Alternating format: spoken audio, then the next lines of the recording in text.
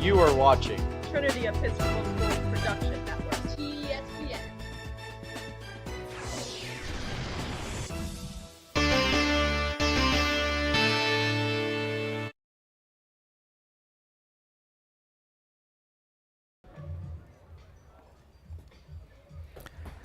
Good afternoon and welcome to today's TESPN football broadcast. It is the state semifinals as the third-seeded Flint Hill Huskies have made the trip from Northern Virginia down here to the banks of the James River on a perfect autumn day to take on the two-time defending champion and number 2 seeded Trinity Episcopal Titans. I am Rick Hamlin, joined as usual for the third year in a row by my man Silvio Troy. And Silvio, here come the Titans. Yeah, I mean today, what a day. I mean last week at Huguenot playing Benedictine, weren't sure if we're going to be here again, but here we are. Second seeded Titans after that great win over Benedictine. Got them here today to play at a home game at Kickoff Stadium. And I know they're pumped about it. A lot of these guys can't believe what they've done so far, and I'm excited to see how it plays out. Yeah, exactly. As we signed off last Friday night, I think the thought process for our crew was it was unlikely we would get all the way up to a home seed, but we did, and I think deservedly so with the schedule that the Titans played this year and the finish with this 3-game winning streak over 3 strong teams to end the season: St. Christopher's, Woodbury Forest, and Benedictine. And Flint Hill, they come in on a 6-game winning streak and really have barely been challenged on the scoreboard since September. So the Huskies come in with a lot of confidence. We're going to pause it for just a second as we prepare for the national anthem.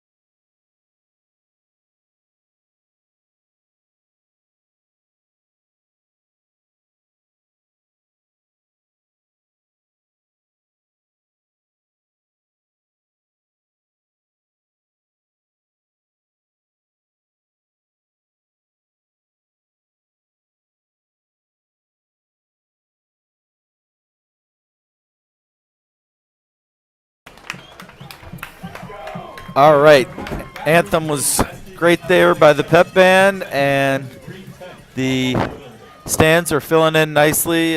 Flint Hill has brought a big crowd with some cowbells, so you might be, if you're hearing cowbells, it's probably not good news for the Titans. Trinity student section starting to fill in, although a little bit of a late arriving crowd on a 1 o'clock. Probably, I guess this is the earliest start kickoff time we've had, I think, this year. Yeah. But obviously with the time change in last week, need a earlier start in case this thing goes long, goes overtime, that kind of thing. No lights here at Aycock Stadium, not like last weekend's game at Huguenot High School under the lights. So it's going to be Flint Hill to receive the opening kick. And it's a short pooch kick that's going to travel out of bounds. So looked like Evan Goldschmidt tried to reenact what he was able to do against Benedictine last week and put it in that soft area between the up men and the deep guys, but got it out of bounds. So it's going to be good starting field position for Flint Hill. By rule, that ball will come out to the 40-yard line. So if you're a Husky fan, thanks for tuning in. Congratulations on the great season that you all have had, and you're in great field position to start the opening drive of the game. Yeah, 40 yards again. Like I just said last week, they were able to pull off that maneuver against Benedictine, which led to a touchdown. Points they really need on the board there, and that. All right, so for the first play from scrimmage, it's a quarterback keeper as Caleb West, the 6'7" junior quarterback, was able to gain only a yard. Brought down by Jay Williams there. Jay Williams, the heart and soul of the Titan defense, leading tackler on the team, and a player that just always finds himself near the football. I mean, Caleb West, what a tall guy. You can see him out there. He is just towering over every single other player. Got to have legs on him. Yeah, good pressure by the Titans, but West is able to find his receiver, and that's number 2, Andrew King. King is really quick and took that at about his own 40 and was able to progress it down the field for over a 20-yard gain. King is headed right back here to the 804 next year to play for the University of Richmond. I mean, yeah, the speed on King there, amazing. And no coverage, great see from West there. Got to give credit to him of finding an open man and target, and King doing the rest of the work. This time it's a handoff to King. He is upended by Ashton Lawler on the tackle right down the middle of the Titan defense there, but King was still able to get pretty good gain. Looked like about a 6-yard pickup. And Flint Hill already showing a little bit more offensively than what we saw from Benedictine in the first half last week, when they really couldn't get anything going against this vaunted Titan defense. So second down, and you're right, Sylvia, you talked about the size of Caleb West. I'm not even sure there's any 6'7" quarterbacks in the NFL, and don't really ever see that in high school. So you're right, he's towering out there. He's the tallest player on the field and looks to have a very strong arm as well. So just a junior. I would imagine that he is a player that colleges are very interested in. And his stats this season, he's thrown for almost 1,500 yards, 15 touchdowns, and only 8 interceptions. So great season. He's had a great season, and he's facing now a key third down play, 3rd and 4 on this opening drive for the Huskies. It is a good pass, but dropped, and his intended receiver, Bryce Stewart, found a nice little soft spot in the Titan defense, but wasn't able to hang on, and this is going to bring up 4th and 4, and it looks like they're going. I don't know. Well, yeah, they are going to go for it. So West went over to the coaching staff to get some instructions, and now he's coming back in. So I think they are going to go for it. West also listed as a kicker on the roster, so I know when we had a quarterback/kicker, sometimes he would line up in shotgun and then punt, but that is not the case. They are going, this is a big play early in the game, and they're going deep, and it is well overthrown, incomplete, no flags, good coverage there on the back end, and Titans bend but don't break on the first defensive possession of the game, and Zaire Rayner was back there as well as his brother. Oh, yeah. Khalid Rayner. So got confused there for a second. I was yeah. like, wait, the brother graduated last year, but I forgot. Right, and then, of course, the new big brother. bro Elijah at William and Mary. So Khalid is really progressed as the year has come along and has really become a frontline player for this team as just a freshman. And it's a big stop. An interesting play there. I mean, 4th down. I think they made the right move of going for it. Yeah, and the first play from scrimmage for the Titans is an excellent run by Trey Grant. He's frustrated he didn't take it even further, but still a 16-yard pickup and a first down. And Titans really want to establish that run game here early. I mean, that's what's kind of been leading them this entire season. The strong run game, especially in the deep roster. You know, you have Trey Grant, you have Davion Brown, you have James Woodard. If one of them's not working, you can always put in a different one to get you those yards that you need, and they all have different play styles that work very effectively. This time it's play action. Tegan Logan gets hit, but he goes deep, and Davion Brown makes the catch. There's also a flag. I think it's going to be defensive pass interference and probably decline, but great catch by Brown, the man they call Fat Rat, and that was about a 30-yard gain. And 2-on-1 coverage as well. Tegan Logan under a lot of pressure there. Great by the Flint Hill D-line there. Under pressure, still gets that pass off perfectly to Davion Brown right ahead of his stride to beat out that 2-on-1 coverage. Very impressive play early on. We're seeing that they're establishing their air game as well, which has kind of been a struggle for the Titans the entire season. Yeah, it was a really good throw by Tegan. He was under a lot of pressure. He got hit hard as he released it. And Davion Brown came up limping, and if you've seen him around school the last couple weeks, he's walking in a boot. He's definitely been dealing with some things, but I don't actually think that's the issue this time. It looks to me like a situation that the men in the audience, it's what you don't want to happen, but he should be fine in a couple minutes, I think. Yeah, hopefully. He's definitely very important piece to this offense. And absolutely. Maybe needing him. Another play action, and it's a slant. Caught! And still on his feet. I think that's Brennan Ridley. Hard to see the number from here, but that's where Brennan usually lines up, and indeed it is Brennan Ridley. He's brought down inside the 5. He gets all the way to the 2-yard line, and so far 3 plays from scrimmage and 3 first downs for the Titans. My bad. They're going to run it to Trey Grant. He's going to score a touchdown right now. Yeah, Trey Grant loves getting the ball in these situations. It is Trey Grant, and he does run it, and he does score. Good call, Silvio. Touchdown, Titans, and that is touchdown number 10 on the season for Trey Grant. And last season he had, I think, even more than that. So over the course of these last 3 years, he's got to be one of the leading touchdown producers in the history of Titan football. Got to be. I mean, he's just, you can trust him in a lot of situations, again, where we have that diversity of different play styles of running backs. And, you know, you get a hard guy that needs to go straight through the line.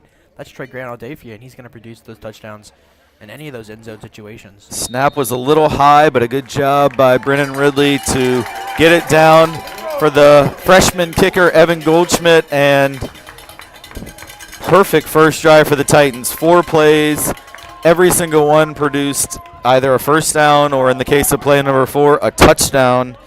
And, gosh, only about 2 minutes ago, I was a little worried because Flint Hill came out on fire offensively, but the Titan defense stiffened and held, and the Titan offense got off to a great start. And this is now the 3rd game in a row, Silvio, that we've seen the Titan offense score a touchdown on their first possession. Yep. We saw it 2 weeks ago against Woodbury Forest.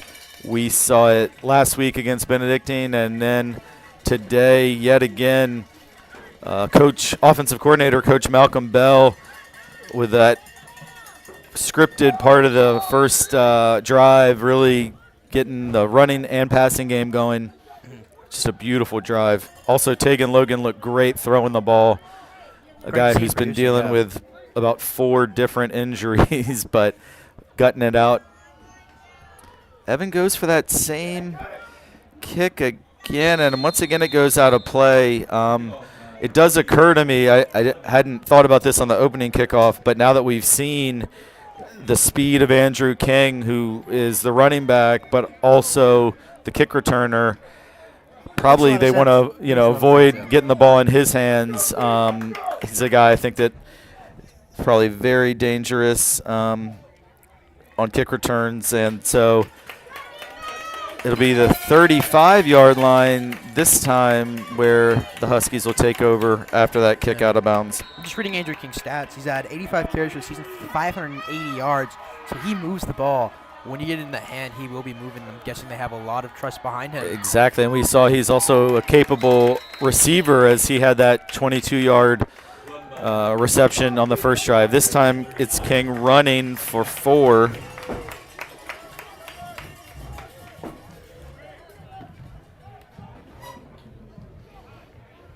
Well, okay, yeah, 4. I thought he was down at the 39, then the ball was sitting on the 38, but they moved it back up to the 39. So 2nd and 6, 4 minutes into the first quarter, and a 7-0 Titan lead. They hand it off again, and there is just nowhere to go as David Walker. I believe that is Mason Love, actually number 11 with the tackle. And the Love brothers this year, they've both been producing in their respective roles. Mason, amazing addition to this D-line. And Miles has been choosing as well the offense. So they've both been doing their role really well. Got to give credit to Mason. Younger player on the D-line. He's been fitting in right well with this kind of flexible D-line situation of Cooper Gardner, Ryan Mitchell swapping in and forth out, playing your nose guard there. So it's a very interesting situation and important D-line. And a lot of them have fit right to the role perfectly. Yeah, for sure. And now that was actually a loss of 1. So 3rd and 7.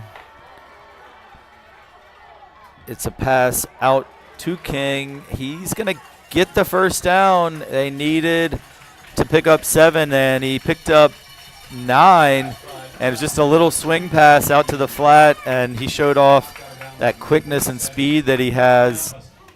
And Silvio, you and I both big Commanders fans, Washington football team fans, and probably some of our Flint Hill audience as well, being close to the district, are probably fans of the Commanders. And King reminds me a little bit, if you think back a few years, to Chris Thompson, who was a back that the then Redskins had, who was really good at receiving, just a real quick change of pace type of a back, and that's who King reminds me of. Good throw there is caught by number 1, Joshua Clark, the senior wide receiver. Clark is headed to Blacksburg, where he'll join Titan Cameron Fleming, who graduated last year, and Clark is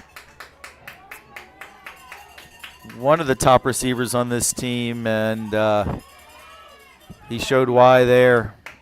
And another first down for the Huskies. Vertical from Clark there, especially a lot of time surrounding his entire area. Great open space bound from West there, and I mean, can't really get a better play. This is a strong run. I think that was Gary Jones Jr., a little bit bigger back, and we do also have an injured Titan on the play.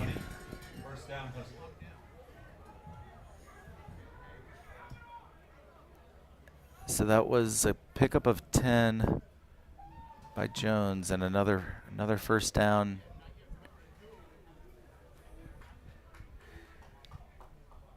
I can't quite tell yet who it is, but I think Cooper Gardner. It is Cooper. He's up and walking, so that's good news. And yeah, he's walking. Looks like pretty much fine. Cooper's such an important player on both the O-line and D-line. So you got to hope and pray that's nothing serious. And 3 straight first downs on the last 3 plays for Flint Hill, and they are into the red zone. 1st and 10 from the Titan 20.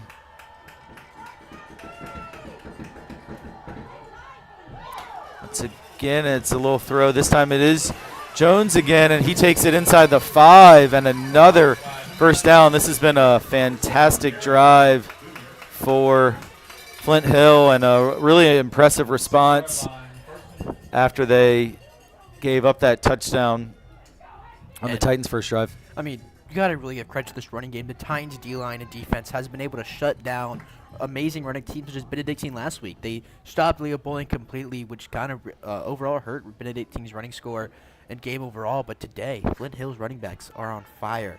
you got to give credit to them making it past very good defense. Yeah, and you look at this Flint Hill offense. I mean, the last 6 games, they put up 32 points, 33 points, 50, 28, 47, 27. I mean, very prolific offense. This time it's a direct snap to number 1, Clark. He's not able to get all the way in. He got close, but he was brought down just short. It'll be 2nd and goal from the 1. So, yeah, we saw there the big quarterback, Caleb West, come off the field, and West is still out. And it's again Clark playing running back. He finds a little hole, but he did not get in. James Woodward came up. One of the, usually a defensive back, comes up into the hole, and also Cameron Walker, 2 of the senior leaders that we had on the podcast a couple weeks ago. And if you haven't seen that interview yet, at halftime, while you're here on our YouTube page, check out our interview with 3 of the senior football players, the 2 I just mentioned, James Woodward and Cameron Walker, as well as Bowen Knight, 3 fantastic student athletes. Yeah, all members of the VIS conference team as well. Yep, VPL, all league. Great job by all those guys. None of them were starters last year, and now to be all conference players, really impressive senior years, and also 3 more impressive young men you will not meet. All right, big 3rd and goal here from the 2. West is back in. He has a wide open man, really great play design. That is a touchdown, Flint Hill. It is Victor McNeil scoring it for the Huskies. Yeah, that's West's favorite receiving. He's had 5 touchdowns in the year. Make that 6 for 440. I mean, Victor McNeil, very produced, prominent receiver, and wide open. Yeah, that was a really nice play design, and my eyes were focused kind of right in the middle of the line, so I didn't see how he was able to spring so open. Now West with the kick. It's slow but good.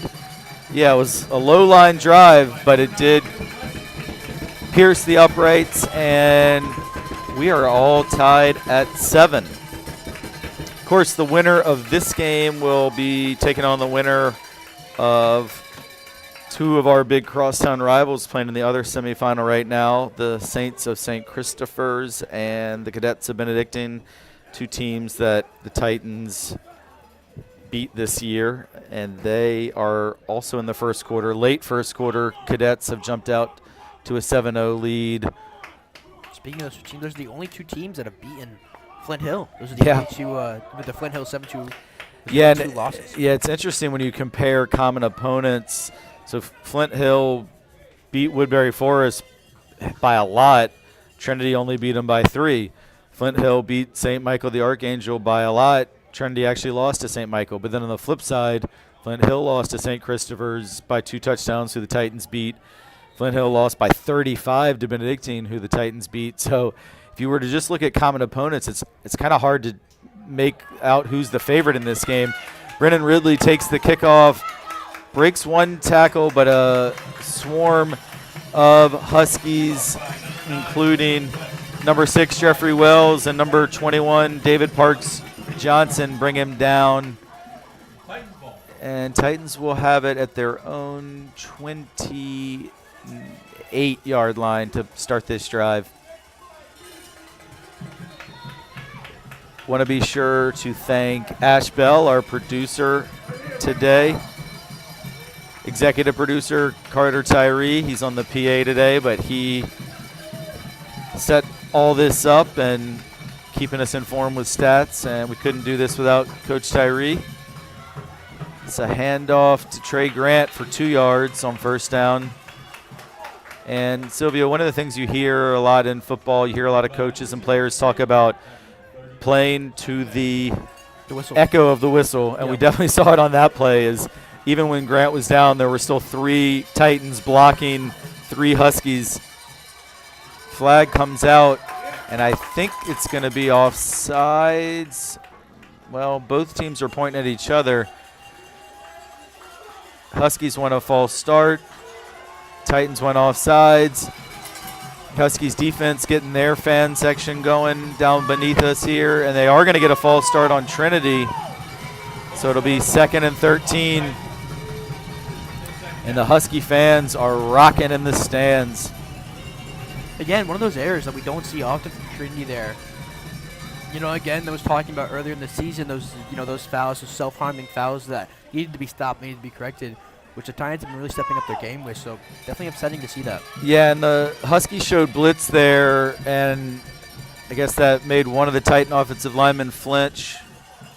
Tagan has some time. He connects the pass to Deuce Edwards. That is a 15-yard gain, and on 2nd and 13, it is enough for a first down. And Deuce, another one of these players that the Titans have a lot of this year, playing both ways, offense and defense. We didn't see a lot of that last year, but this year, Deuce Edwards, Ryan Mitchell, Cooper Gardner, just to name a few of the guys that play on both sides of the ball. Davion Brown a little bit too. Trey Grant carries for 3. James Woodward, another guy that you see on both sides. And we saw almost none of that last year. Elijah Rayner got a few occasional offensive snaps at tight end and certainly D, but this year at least 6 Titans, I think, who you see both on offense and defense. All right, 2nd and 7. They're looking to pass. It's good coverage and broken up. Victor McNeil, he's another guy that, talking about guys that play on both sides of the ball. McNeil, we saw him on offense with the touchdown on the last possession. And there we see him break up. It was a really nice pass by Logan to Brennan Ridley, but excellent coverage by Victor McNeil. All right, 3rd and 7. Tegan Logan looks over to offensive coordinator Malcolm Bell for the play. Still plenty of time on the play clock, 20 seconds.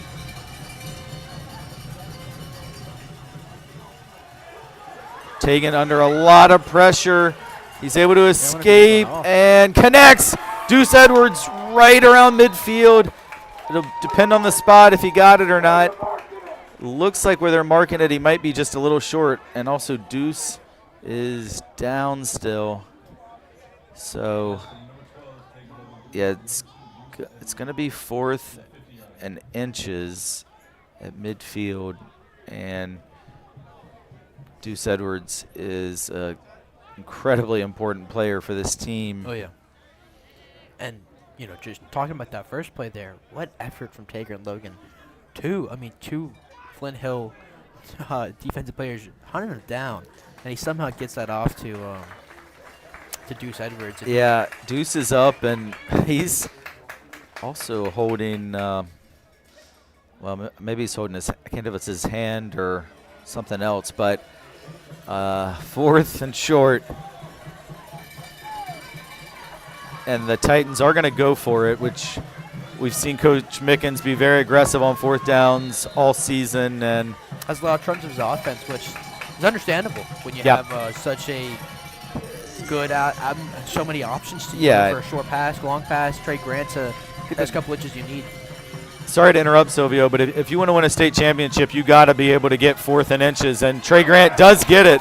He was met right at the point of attack by Bryce Stewart, but he was able to get past that tackle, and a big first down for the Titans for sure. And Deuce Edwards is back out there, so that's great to see. As you know, Davion Brown never joined back again. He's still on the sideline, so hopefully he is okay. Seems to be walking around us, so. Yeah, definitely something to keep an eye on. He's got his helmet on, so that's a good sign. Trey Grant, another punishing run. Grant picks up 5 yards on first down.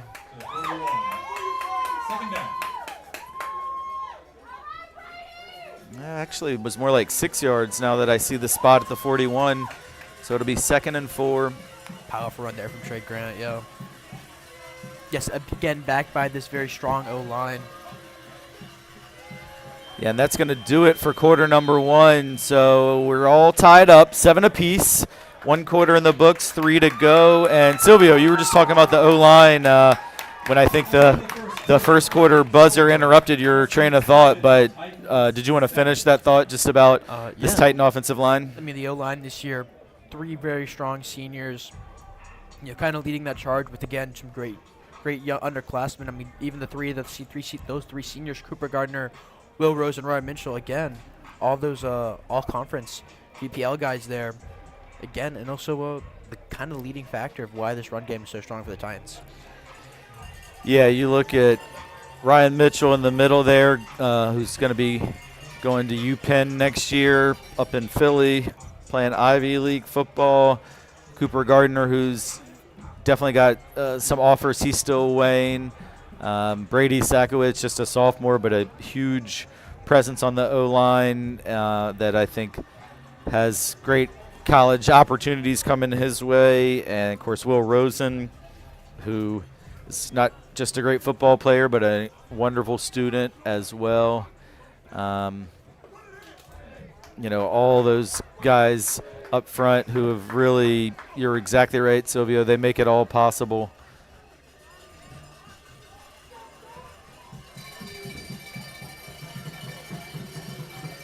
And I feel like I'm forgetting one of the linemen. Is it Mason Love, maybe? He's D-line. Or sorry, Miles, I mean. Yeah. All these twins, man. All right, 2nd and 4, first play of the second quarter. He's got Brennan Ridley. And Brennan could not quite come down with it. It was going to be a tough catch to make over his shoulder, looking back into the sun. Brennan got open, and it was, I would say, a good throw by Tegan, but not a perfect throw. Also, I mean, I really like the aggressiveness that go in there. These long passes, I personally am a great fan of seeing them. You have to have those trusts, and, Navy can make Brendan Ridley amazing, both two-way player. Deuce Edwards will get Davion Brown back in there, or, next year they'll have Isaiah Robinson. They have a lot of weapons to throw to. Love to see them do that. All right, Huskies fans making a lot of noise here on 3rd down. It's a 3rd down run. Trey Grant has the first down and gets inside the 30. And that O-line we were just talking about did a fantastic job there opening the hole that Trey Grant ran through and picked up another Titan first down.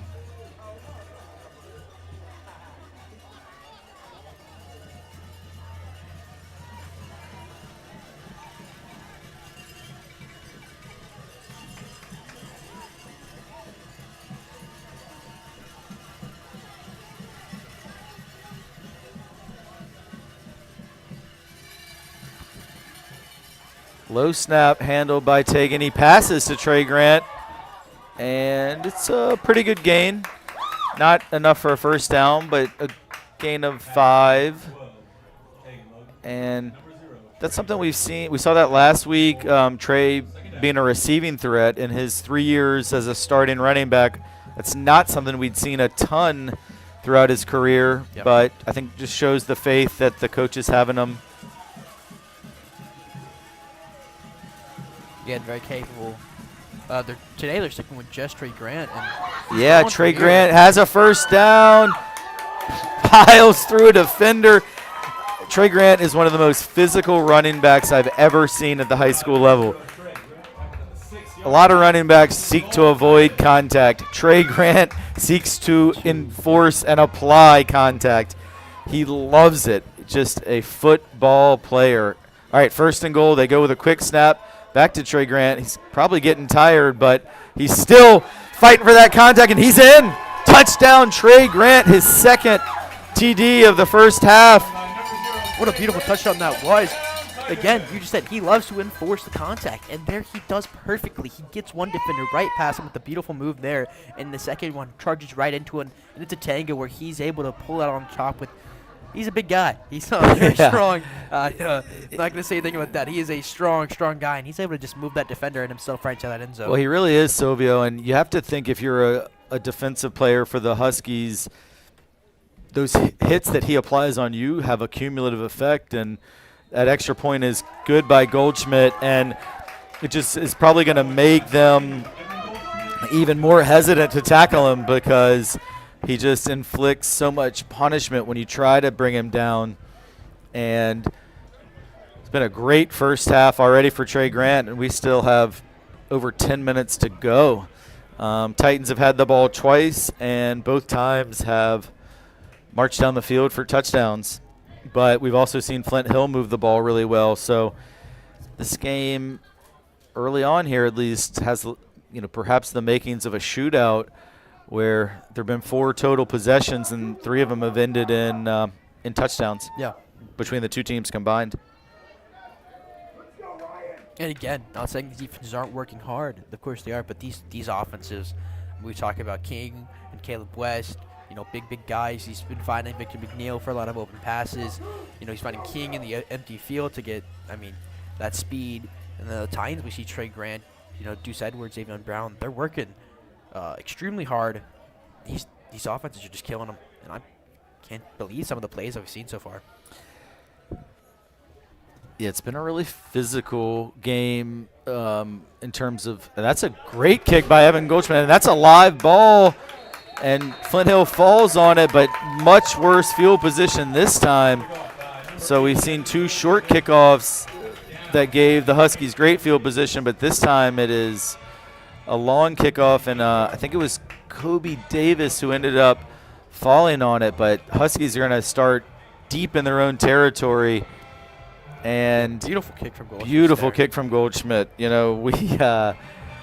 We saw probably the best kicker in the state and one of the best kickers in the nation here 2 weeks ago, Usana for Woodbury Forest. But a UNC commit there. Yeah, the UNC commit, and I wouldn't dare compare anyone to him. But Evan Goldschmidt is he's working hard. Probably the best kicker we've had here since Will Michael, class of 17.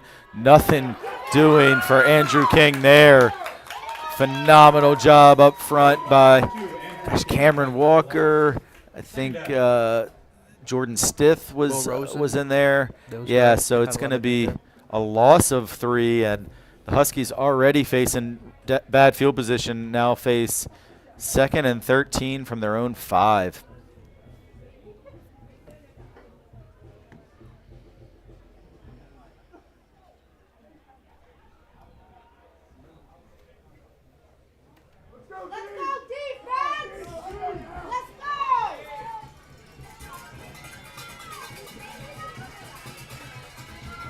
Flag on the play.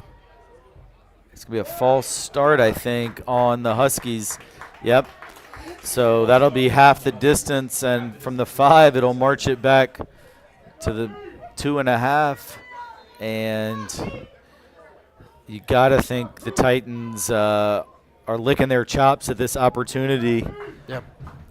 And then again, you have your strong run game. You go for a passing game. You look at players like James Woodward, Trey Cherry, Kylie Rayner. That going deep. This is a chance for Zaire to pick it off, and he dropped it. Oh, he had it perfectly played, and I think he almost had too much time to think about it. And you see Z is frustrated with himself. They didn't come up with that one, but he would have gone down around the 40, and if the Titans could get a stop here, they actually might end up with even better field position than that. Yeah, Zaire Rayner wasn't able to get to the other side of the field when I was talking about these great defenders of, Zaire Rayner, Deuce Edwards. These are tough guys to pass, to get a pass off. Plays like that, you can't, Caleb West got real lucky there. Yeah, they got Brennan Ridley back as well, and on 3rd and long, Coach Mickens is asking the Titan fans to get loud.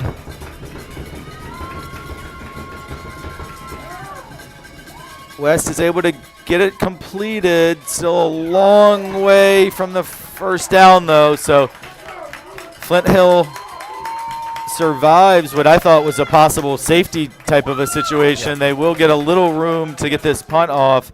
but it's a 3 and out by the Titan D, and I really think you can't say enough about the kickoff by Evan Goldschmidt that put the Huskies in this situation.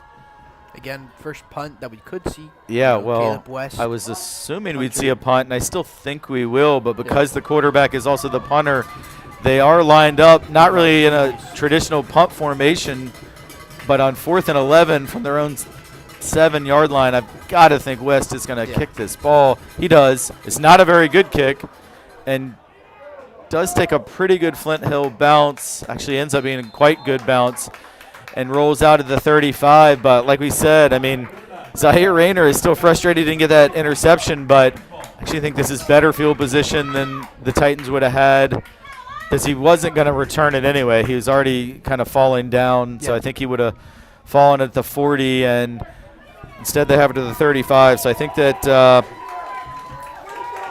that Z can give himself some grace and know that it's still fantastic field position. Again, great coverage. I mean, those are the plays that Caleb West's probably going to be constantly his nightmares throwing this ball to. You have players like Deuce Edwards. You have players like Zaire Rayner, where you can't make mistakes. You get off lucky there with no interception, but the next time you throw that is going to probably be an interception. Not much for Trey Grant this time. Good job by the Huskies defense. Cole Clark made the tackle. Also looked like Anwar Smith was in on that play. And, yeah, I've even seen I can't remember if I mentioned this, but Brennan Ridley in the secondary, the last possession, who's a guy that typically we don't see at the defensive end too much. So that just shows you, the importance of this game. And when you talk about Z, Minnesota commit, Brennan, Navy commit, Deuce has over 2 dozen D1 offers. I mean, that's 3 Division I players in your secondary, and it's going to make it hard to throw on. Trey Grant runs through the line. He is tripped up. I think he's going to be just about a yard shy of the first down. The one kind of negative on Trey Grant this season is he has fumbled a few times, and it looked like he almost lost it there. Not even on the tackle, but he just didn't have a great handle on the ball, but he does hang on. He picks up 8, and it's 3rd and 1. Not even 1, 3rd and inches.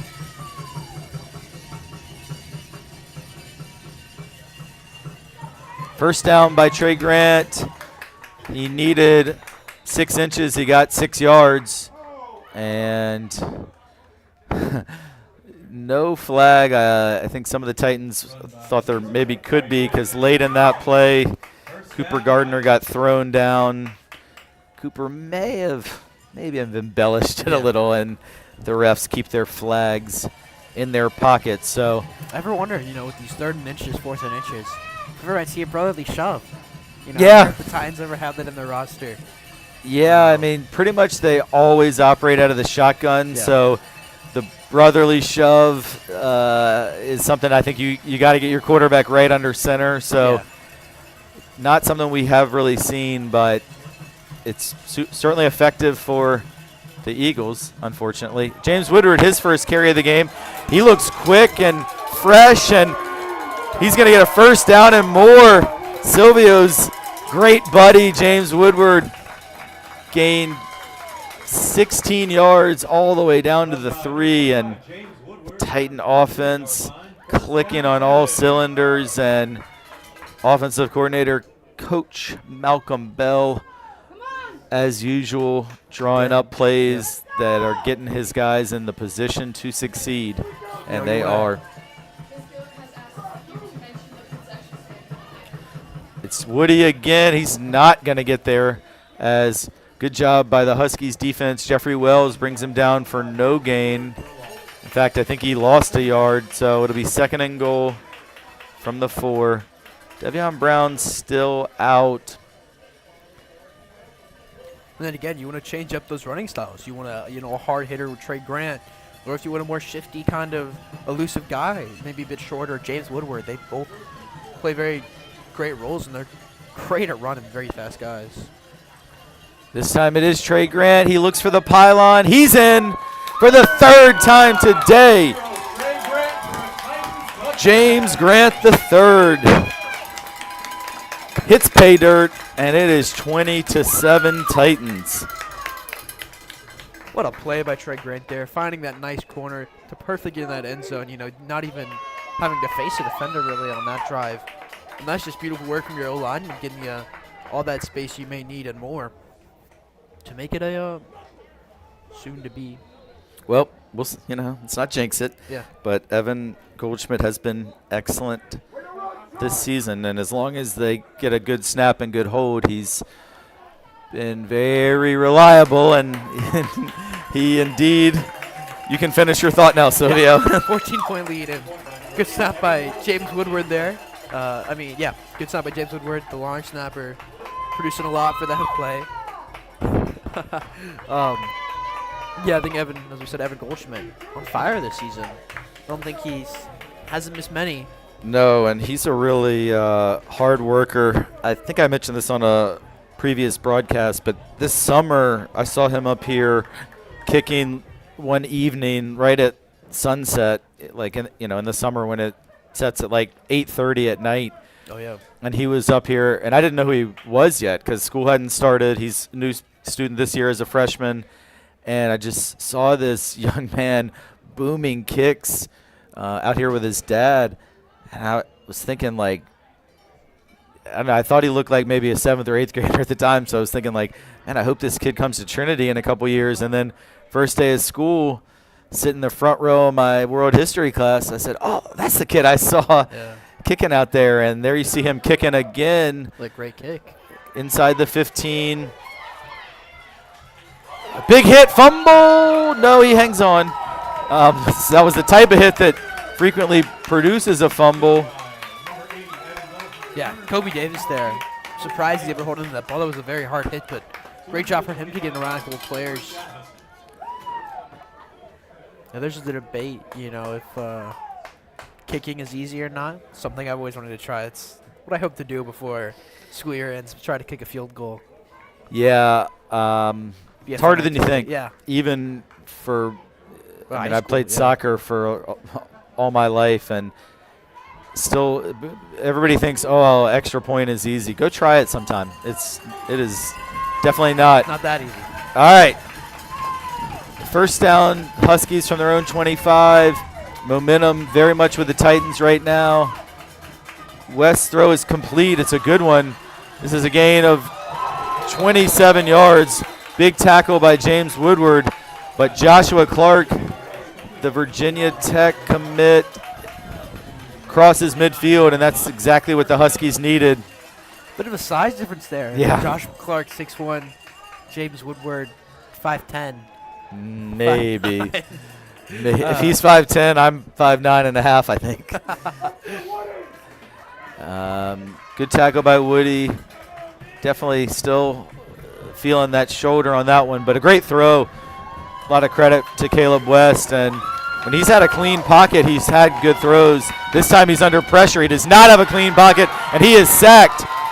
So right on cue, we talked about if he has a clean pocket, he's a great quarterback, but that time Bowen Knight and Miles Love. Yeah, Jordan Stith, Miles Jordan Love. Stith was in there too. I think Bowen was the first one to get there, but he held him up, and Love and Stith finished the job. But all three of them came through there and did a fantastic job. And so it'll be 2nd and 17.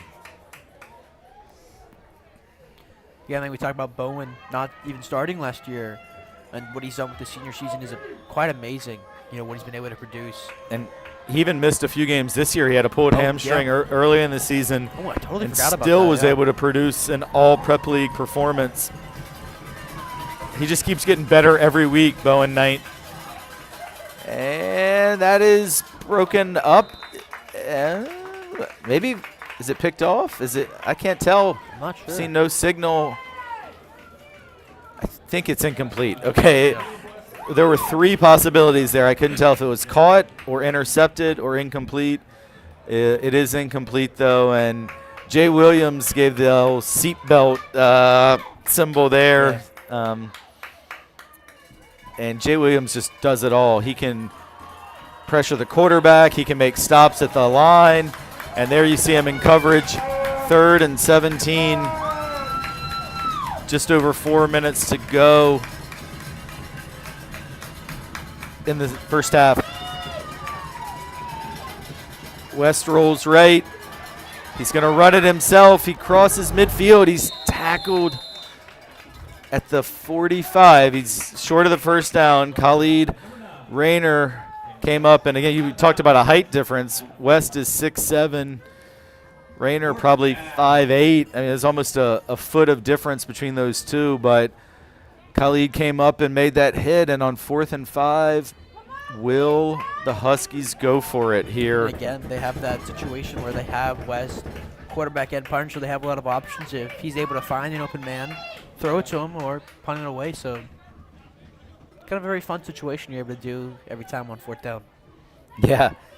Yeah, it is a real weapon to have your quarterback also be able to punt. And timeout Titans as defensive coordinator Wally Rayner and, of course, the head ball coach Sam Mickens want to bring their guys in. And I think just have them alert for everything on this 4th and 6. Yeah. So could be a pass play, could be a punt. West just showed off his wheels there as he picked up 11 on that run. And we know this Flint Hill team has a lot of weapons, especially Joshua Clark, Andrew King, and Victor McNeil. We've all seen, we've seen all of them make big plays here in the first half. So I would say this play coming out of the timeout is the most important play of the game so far. 4 minutes left. You're going to want to score again, close the gap between anything you have possibly before you go to halftime. And so this is kind of the drive right here. If you don't do this, Titans either have a speedy score again or they run out the clock entering halftime. So yeah, and the Titans are going to receive the second half kickoff too. So, I mean, if in a dream case scenario, you get a stop here, score before halftime, and get the ball back, you'd be in great shape. But if Flint Hill can get this first down, they have shown themselves to be very capable of moving the ball as well. So 4th and 6, definitely not looking to punt. Everybody's covered, but here comes King out of the backfield. He gets the first down. And more. And more. And he just showed off those wheels again. Andrew King, the future Richmond Spider. And we said that was the biggest play so far, and Flint Hill, almost must-have in the first half to get that first down, did just that. 11-yard pickup to the 34. And the other semifinal, Benedictine has scored another touchdown. 13-0, or did they get the extra point? I'm not sure, but Cadets up either 13 or 14-0 over St. Christopher's. That's a little swing pass to King. Flag is going to come in. Yeah, I didn't want to speculate, but I thought it was a hold, and I'm 99% sure you're going to see this one come back. Yep, it is indeed a hold.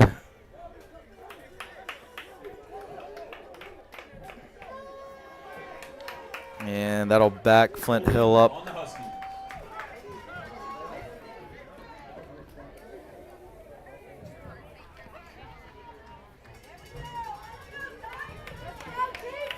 So it'll be 1st and 20 from the 44. And again, we've seen, Flint Hills in those tough 3rd down and 4th down situations where they're able to keep this Titan defense on the field, which you got to feel like you've just been playing forever with no breaks, especially how the score's looking again. You have that 14-point lead, but I know a lot of the guys on the defense, and they don't like to be scored on at all. So they definitely hold themselves to high standards. Well, now they're respotting the ball. There's a little bit of confusion of where this ball is going to be. Okay, it's at the 42. A shout out to my buddy Rico Reed, head basketball coach at Flint Hill, who is tuned in, and he's done an incredible job with that program for years in the very competitive landscape in DC basketball. What's up, Coach Reed? One of my buddies on the VISAA State Committee for Boys Basketball. All right, so it's actually the 42, 1st and 18. They're going deep.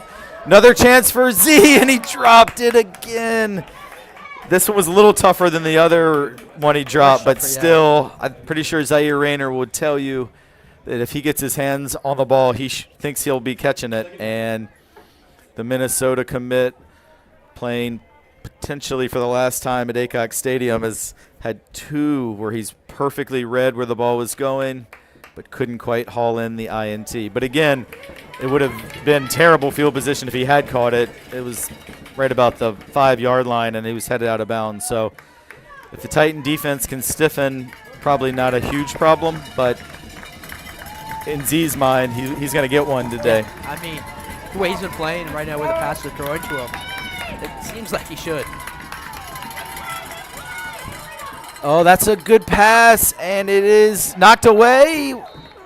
Incomplete. And that was another one, Silvio, like a few plays ago, where looked like it could be a catch. Then for a second, I thought it might be intercepted, and ends up being incomplete, and it'll be 3rd and 18. I mean, Flint Hill not able to make stuff happen right now. Andrew King running game. He's being shut down by the strong D linemen that have been really producing recently. And Zaire Rayner, Britton Ridley, Jay Williams, Deuce Edwards shutting down any opportunities of passes that have gone with Flint Hill's way. And I mean, they're kind of lucky that I think we said that he's probably going to be getting an interception today. And it hasn't happened yet, surprisingly. And they need this drive. Well, and one thing, talking to some of the guys this week that play in the secondary, we played so many teams all year that were run-based, and the DBs haven't gotten a ton of action, but they I mean, this Flint Hill team throws it around, and so it's challenging the DBs, and this is going to be a challenge for sure, and it is caught. Wow. Touchdown. That's a 42-yard pass and catch. What a catch by Victor McNeil, his 2nd TD of the game. And on 3rd and 18, it was a heck of a catch. Really was impressive by McNeil, the junior. One-on-one coverage. A lot of pressure on Caleb West there. Can't believe he got that pass off so perfectly to find McNeil in that end zone. Yeah, I'm really impressed by West. He had a dude right in his face. He put that in a perfect spot for McNeil, who was heavily covered. I think it was it Jay Williams on the coverage, I think.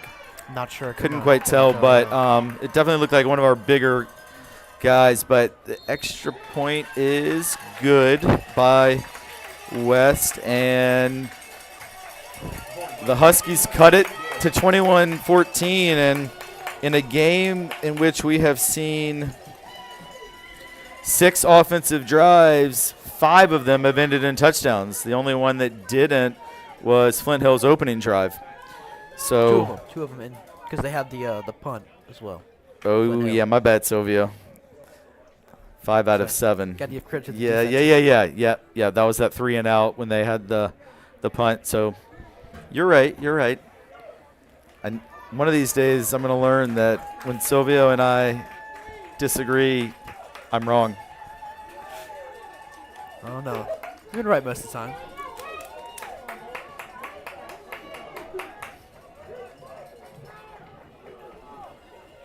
Again, kickoff. I feel like I have not been able to see Trey Graham, Britton Ridley, some of these guys known for their kickoff returning skills, really perform or have a shot to produce. Woodbury a couple weeks ago, they never really able to touch the ball. Benedictine with their strong special teams defense, but here we go. Yeah, this could go. This has a lot of room for Brendan Ridley, just the kicker to beat.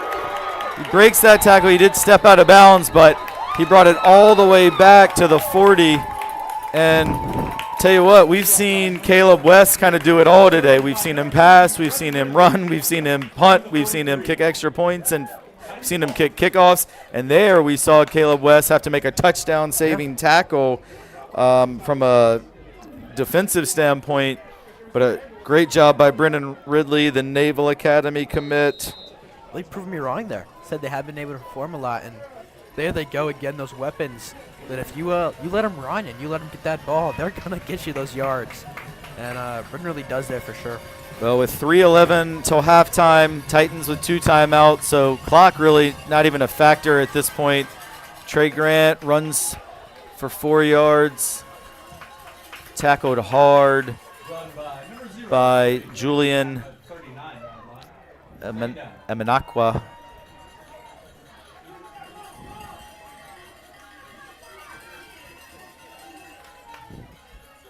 Second and 6.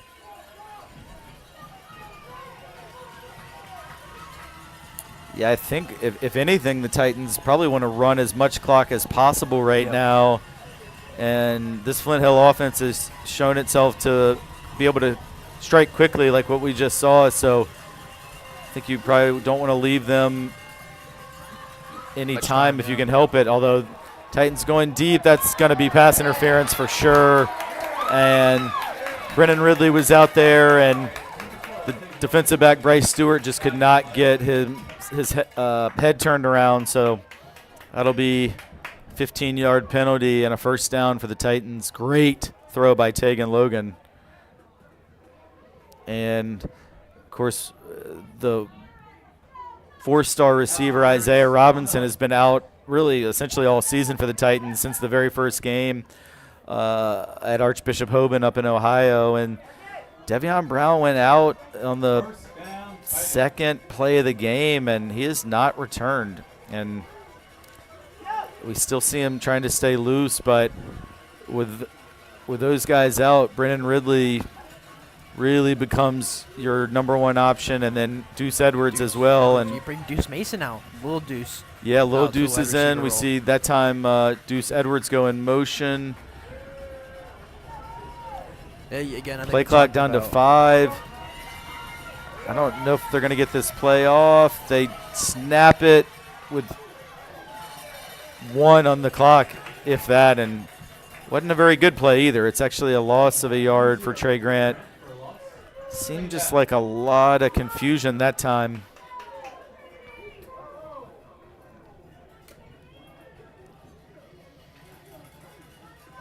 And the clock goes under 2 minutes here in the first half. I think, as you said, Flint Hill being, the quick strikeout offense they just had to score, Trinity most likely wanted to drain this clock as much as possible. Yeah, they keep it on the ground, keep that clock moving. Trey Grant gets it inside the 20. It'll be 3rd down and 5. And I would almost think Flint Hill might consider calling a timeout here to try and leave themselves a little bit of time for their own drive.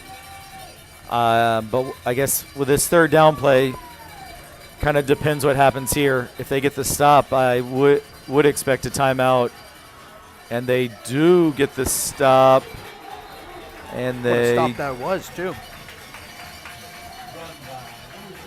Don't call a timeout, though. So it's going to be 4th and 4. Yeah, that was a really good job by the Huskies. And here's an opportunity for them to make their first stop of the game, as the Titans have scored a touchdown every time they've had it. Clock is moving down to 30 seconds on this 4th and 4. Play clock at 10.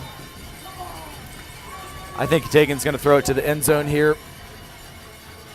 He does not throw it to the end zone, but he does throw it. It is caught. It is a first down. And Brennan Ridley, he's brought down inside the 10, so 12 seconds to go. Timeout Trinity. That'll leave them with 1. And, we said that they didn't want to leave Flint Hill any time. They've done a good job of that, but now have not left themselves much time either here. But with 12 seconds and you still have a timeout, probably have time for 2, maybe 3 plays.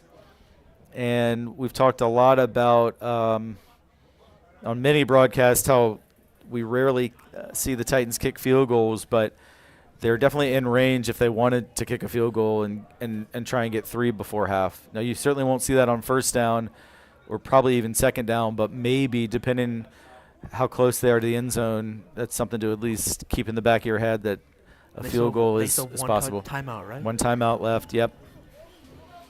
Yeah, and so with one timeout, I mean, you can run the ball, and if you don't get in the end zone, call a timeout. Obviously, Tegan can throw it. He's looked really good passing today. But Devion Brown is not on the field. But there is 3 receivers out there. I should say there are 3 receivers out there. Deuce Edwards, Sam DeFrancesca, and Brennan Ridley.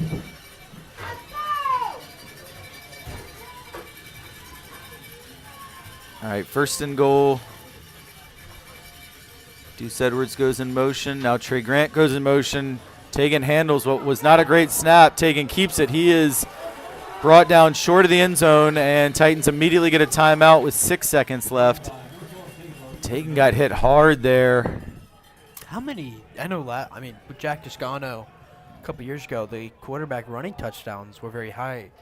How many have we had this year? Tegan ran for a touchdown at St. Christopher's, and I think Fork Union, I'm pretty sure he had one. Yeah, I think you're right. But not as many. The one that Tegan had at St. Christopher's was pretty dramatic. If you remember, he got yeah, I do remember. Like he got his legs taken out, and he did a barrel roll, kind of flipped in the air. And that one happened to be standing pretty close to his mom, who was freaking out, understandably, as watching your child fly through the air and land on his back is not ideal. But he hopped up and led the Titans to a come-from-behind victory that day at St. Christopher's, 28-24. So 6 seconds. Got to be really careful here, because if you don't score, you want to be sure that you have time for one more play after this to either kick a field goal. A quick passing play should take 4 or 5 seconds, but if Tegan starts scrambling around, then it's going to be either an all or nothing type of a deal. Either you have to score or the clock's going to run out on you. And Titans are out of timeouts as well, so you can't get tackled in bounds. He throws. It is caught! Touchdown as the half expires. Great throw and a great catch by Brennan Ridley. Also a great job by the O-line. And we said when they got the ball with 3:11 left, Silvio, after Brennan Ridley's excellent kick return, that the dream scenario would be to score and leave no time left for Flint Hill. And that's exactly what the Titans did. So beautifully executed yeah. as well. I mean, Brennan Ridley just Flint Hill did, kind of opening space there at that left side of that end zone, and perfectly caught in that corner. Yeah, it's a really good catch by Brennan, too. He had to kind of lay out for it.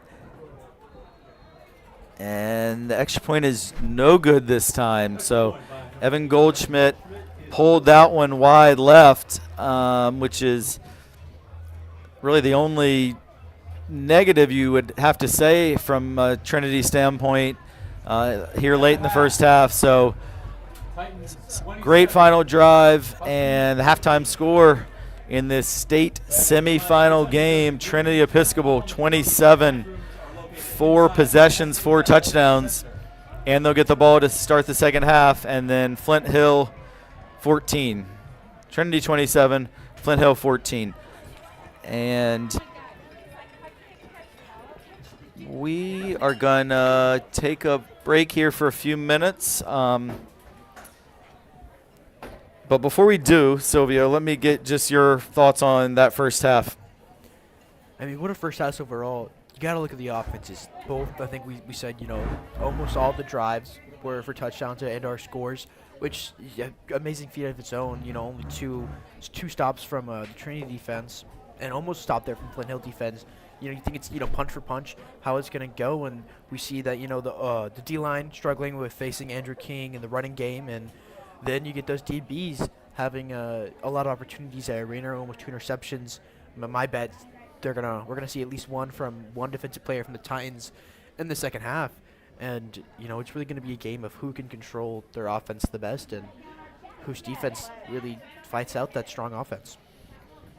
Yeah, and we've seen the Titans be able to do it both on the ground and through the air, and when you have that offensive balance, this team is really tough to stop. So overall, a great first half for the Titans, but Flint Hill has shown themselves to be really capable, really good team, and a team that puts points on the board, and they're on a 6-game winning streak. So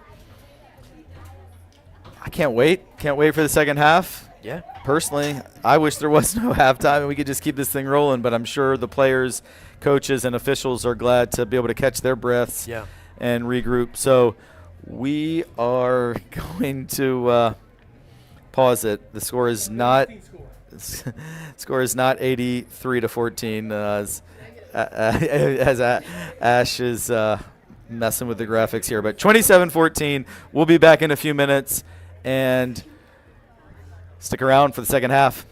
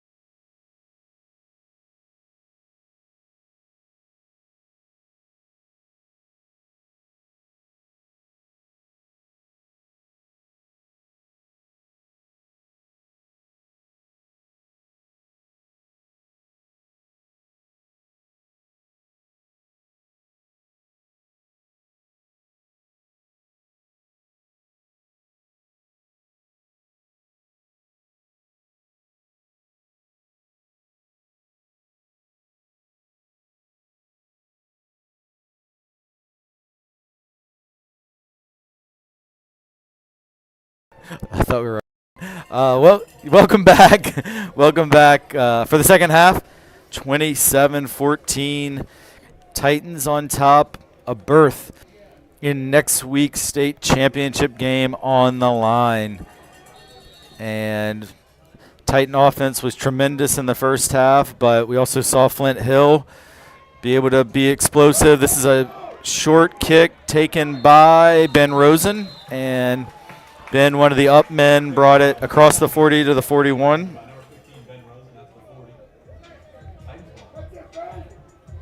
I think, as we said, not so long ago, this is a kind of prime situation for the Titans. If they make the stop, they would then hopefully score, no time left, and get the kickoff to hopefully have another point-scoring drive.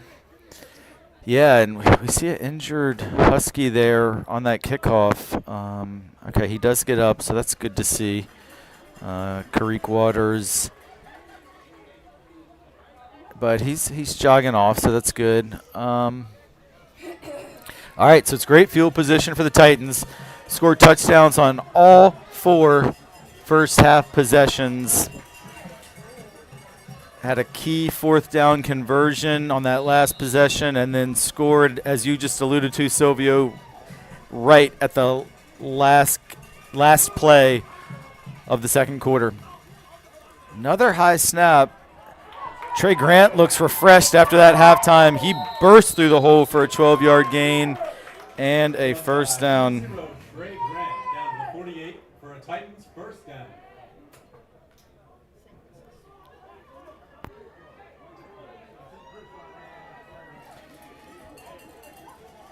In the other semifinal, St. Christopher's is on the board with a field goal. So it's 14-3 Benedictine. Of course, the winner of that will play the winner of this. And Trey Grant, 8-yard pickup right to the 40. It'll be second and short. Second down.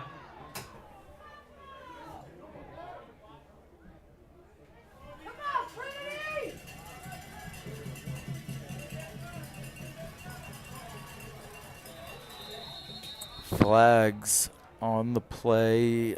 Looks like it's going to be offsides on Flint Hill. And that'll result in a first down for the Titans down to the 35. I mean, I think this is the first error we've really seen from Flint Hill overall today. Both sides of the ball from both teams. They've been kept in it pretty clean, not that many fouls. Yeah, and I was thinking the same thing, Silvio. I was a little hesitant to say there haven't been too many flags because I don't want to jinx it, and then we end up with a second half full of them because we have seen some games like that this year. But you're right, hasn't been too many. Flint Hill did have that pass interference in the first half as well, but I think that was just their second penalty on that last offsides play. And Titans had a hold at one point, but and a false start, but not too many penalties. Yeah, I guess Flint Hill also did have a hold on that little wide receiver screen, but still overall less than what we typically see at the high school level. Yeah. Good job there by the Huskies on that first down play to knock down the pass, and it's second and 10.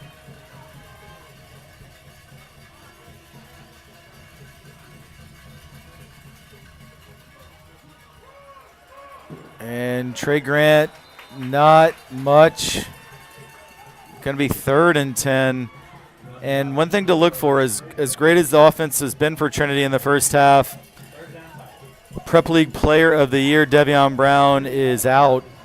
We saw him get a knock on the first possession for the Titans. I think just the second offensive play, and he is not returned, and I don't believe he's going to return today.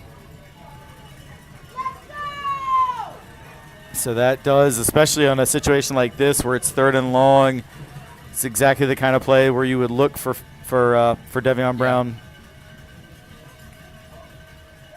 Play action. Deuce Edwards is not able to bring it in, and it's going to be 4th and 10.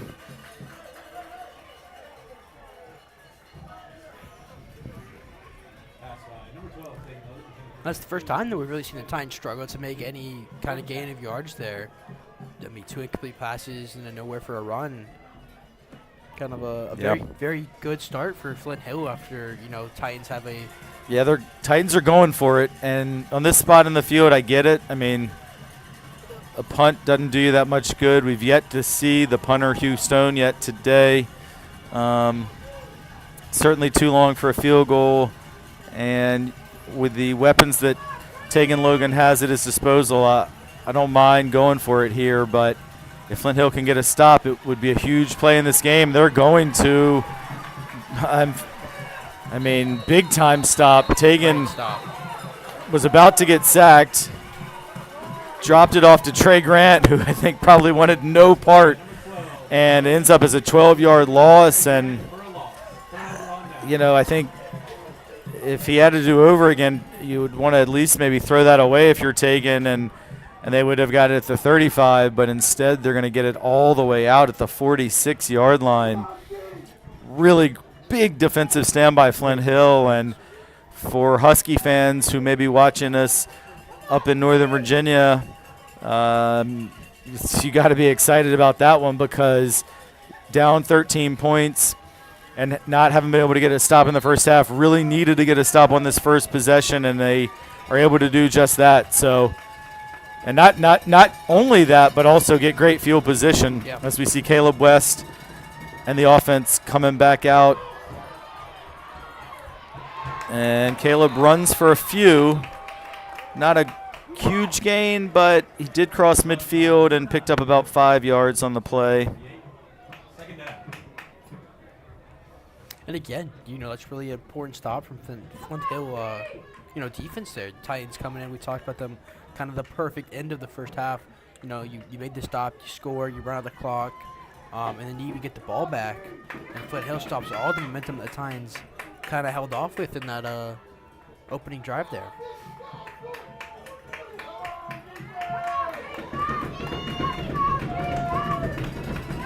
All right, 2nd and 5, just across midfield at the 48.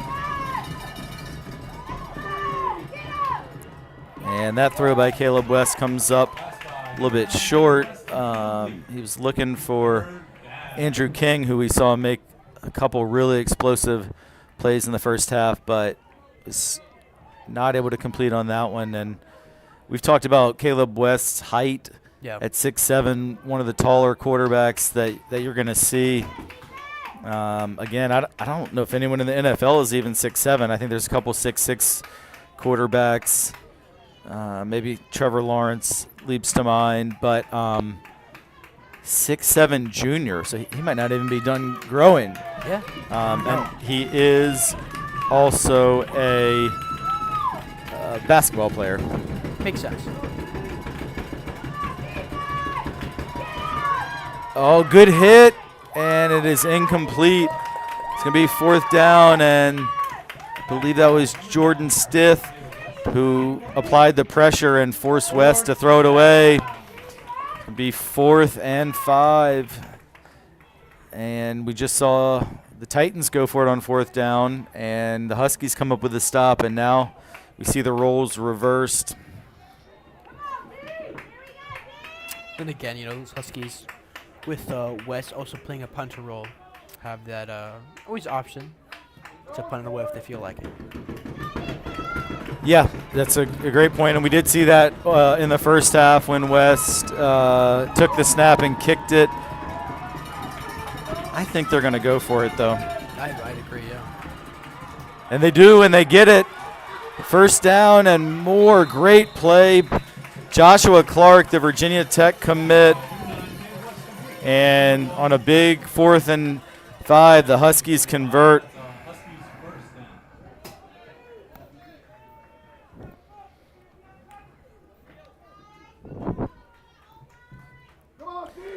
Yeah, all the way to the 35 there, Silvio, and that was a really well-executed play by the Huskies. I mean, yeah.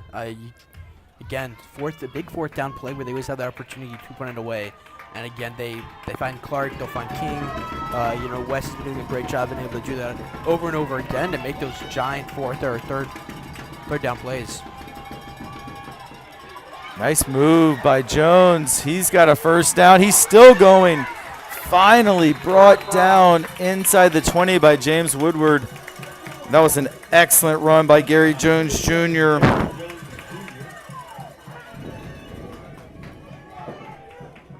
to the 15-yard line. He's had a great season himself, 2 touchdowns, 121 yards for only 13 carries. So Gary Jones Jr. again, one of the bigger running backs they have.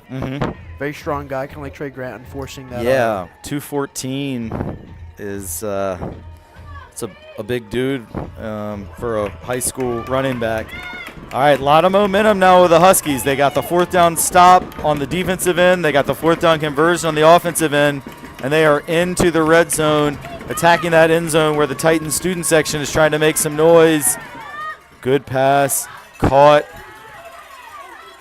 and he's gonna be into the end zone. Wow. He is into the end zone. Joshua Clark. Clark again finding that end zone for the second time today, I believe, if I'm not mistaken, second time.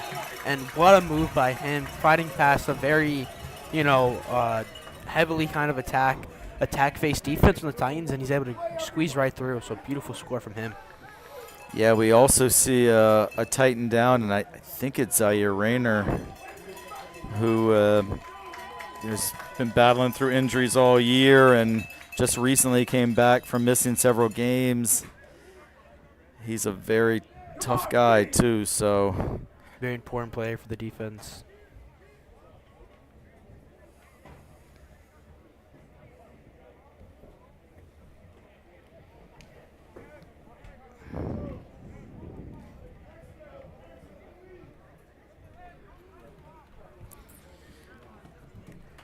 And Zaire is up, but appears to be in definitely some discomfort as he comes off the field. So, yeah, not wanting to put too much weight on his left foot there, I think. So, big extra point here for the Huskies, and if West is able to connect, they will be within 6. Snap's pretty high. The kick is very high, and it is good. It was not the most beautiful kick, but got the job done.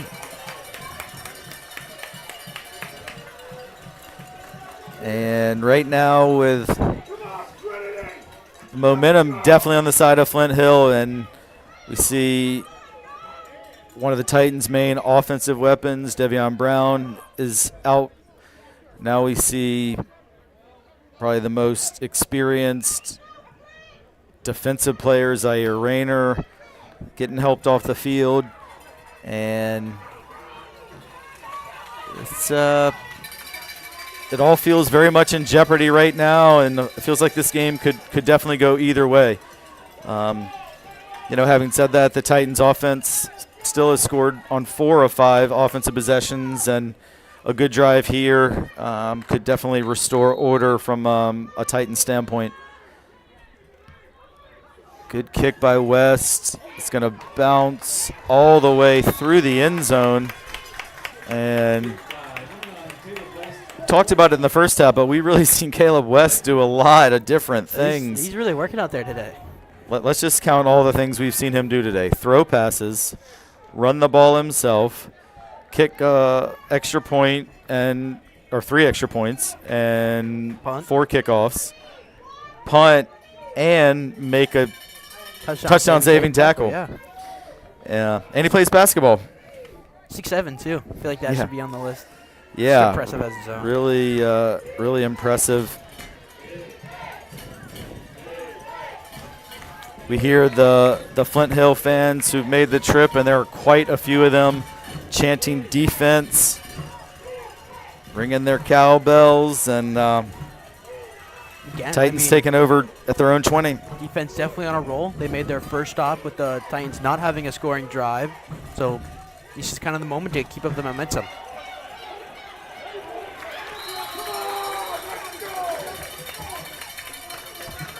Trey Grant for a short gain of just 2 yards on first down. Run by number 0, Brave Red, for gain 2.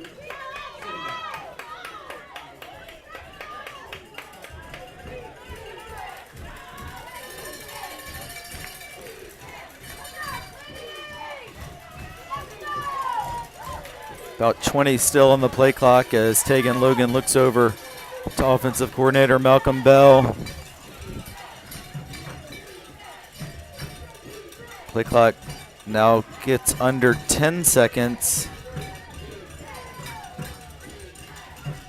And Tegan hands to Trey Grant. Picked up 3 this time, but it'll be 3rd and 5 and a chance for Flint Hill to get another stop. Yeah. I think it's that just added the momentum again where, I think we said earlier, we have not seen Houston all day. And, you don't really ever, I guess the best thing, you wouldn't ever have to use Houston in a, kind of a fantastic game. He might be coming out soon though.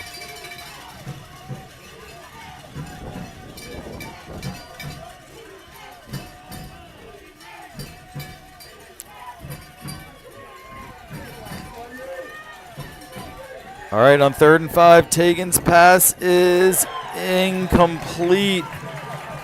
And it's going to be 4th down. And Silvio, you were just talking about Hugh Stone, and we are going to see Hugh, the Titan punter, come on for the first time today. Do have just an official timeout, and got another Titan player down. Yeah, on that far end of the field. Yeah, Not sure. Deuce, maybe? No, Deuce is bright yellow gloves.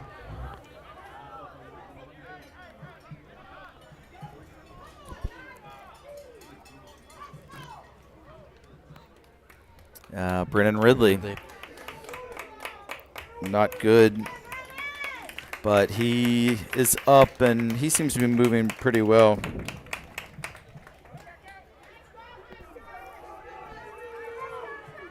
Well, he's not running, but he's walking under his own power. Yeah. All right, with 5 minutes and 55 seconds left in the 3rd quarter, Flint Hill has come out with 2 stops on the first 2 Trinity possessions of the second half. And the Huskies here look to be getting the ball back with potentially a chance to take the lead if they can get a touchdown and an extra point. Good punt by Huey, end over end kick, and takes a Titan bounce as well inside the 35, and Ben Rosen downs it at the 34 of Flint Hill. So that's a 41-yard punt with no return. So good job there by Huey Stone to at least flip the field position. Yeah, pretty evenly, yeah. They've had a pretty good field position all game so far. They've only had Evan Goldschmidt with a great kick to kind of pin them down in the 15. Other than that, they yeah, just on that one possession when they got it inside their own 10, but otherwise I think it's been at least at the 30 for every other Flint Hill possession, yeah, including this one at the 34.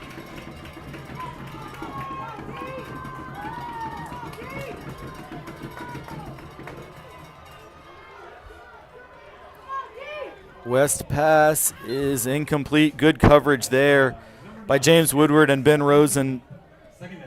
And really the whole back end of the Titan defense. There was nowhere for Caleb West to throw that ball other than just to throw it away. Yeah. Again, we've seen James Woodward produce so much on. I think we saw both sides of the ball. Running back position, so strong. One of that second or third option that you can always use if needed. And he's kind of locking down this corner position this year. We haven't really saw backup last year would take, if he had to, those reps. Where he got bullied a little because of his size, but he has definitely stepped up his game a lot this year. All right, 2nd and 10. West drops back to pass. This pass is caught, and he stayed on his feet. Finally, Cameron Walker brings down Joshua Clark, but looked like Clark was going to be tackled immediately, but he was able to get away from the first man, and ultimately it ends up as a gain of 7, and it'll be 3rd and 3. Zaire Rayner still out, although I see he's trying to move around, but you know, having him at the back end of your defense would certainly give you more confidence. Yeah. We even talked about, you know, all of our bets would definitely be Z getting an interception or out of all those DBs playing today. All right, 3rd and 3. They look to throw again, and great pressure provided there by Ryan Mitchell. West has to get rid of it, and the defense comes up big. Flag on the play, though. Flag on the play. Oh, the flag's right in the middle of the field. That is probably not good news for the Titans, as that's right in the defensive secondary. And I believe it's going to be defensive holding. Holding on the side. That will give Flint Hill an automatic first down. Good break. I think we talked about that earlier, not wanting to jinx kind of the heavy foul game. And there it is again, those self-hurting fouls that just don't need to be happening. Yeah, my eyes were focused on the pressure being applied to West, so I didn't see who got tagged with that penalty. But it's a huge one that keeps the drive alive and gives a fresh set of downs to Flint Hill. But the first down play goes for only 1 yard. Mason Love with the tackle. And we got about 4 minutes left in the third quarter. And what I'm about to say might sound really simple, but it just feels like someone needs to make a play for the Titans if they want to get this momentum back, be it a sack, cause a fumble, interception. You need to get the crowd hyped.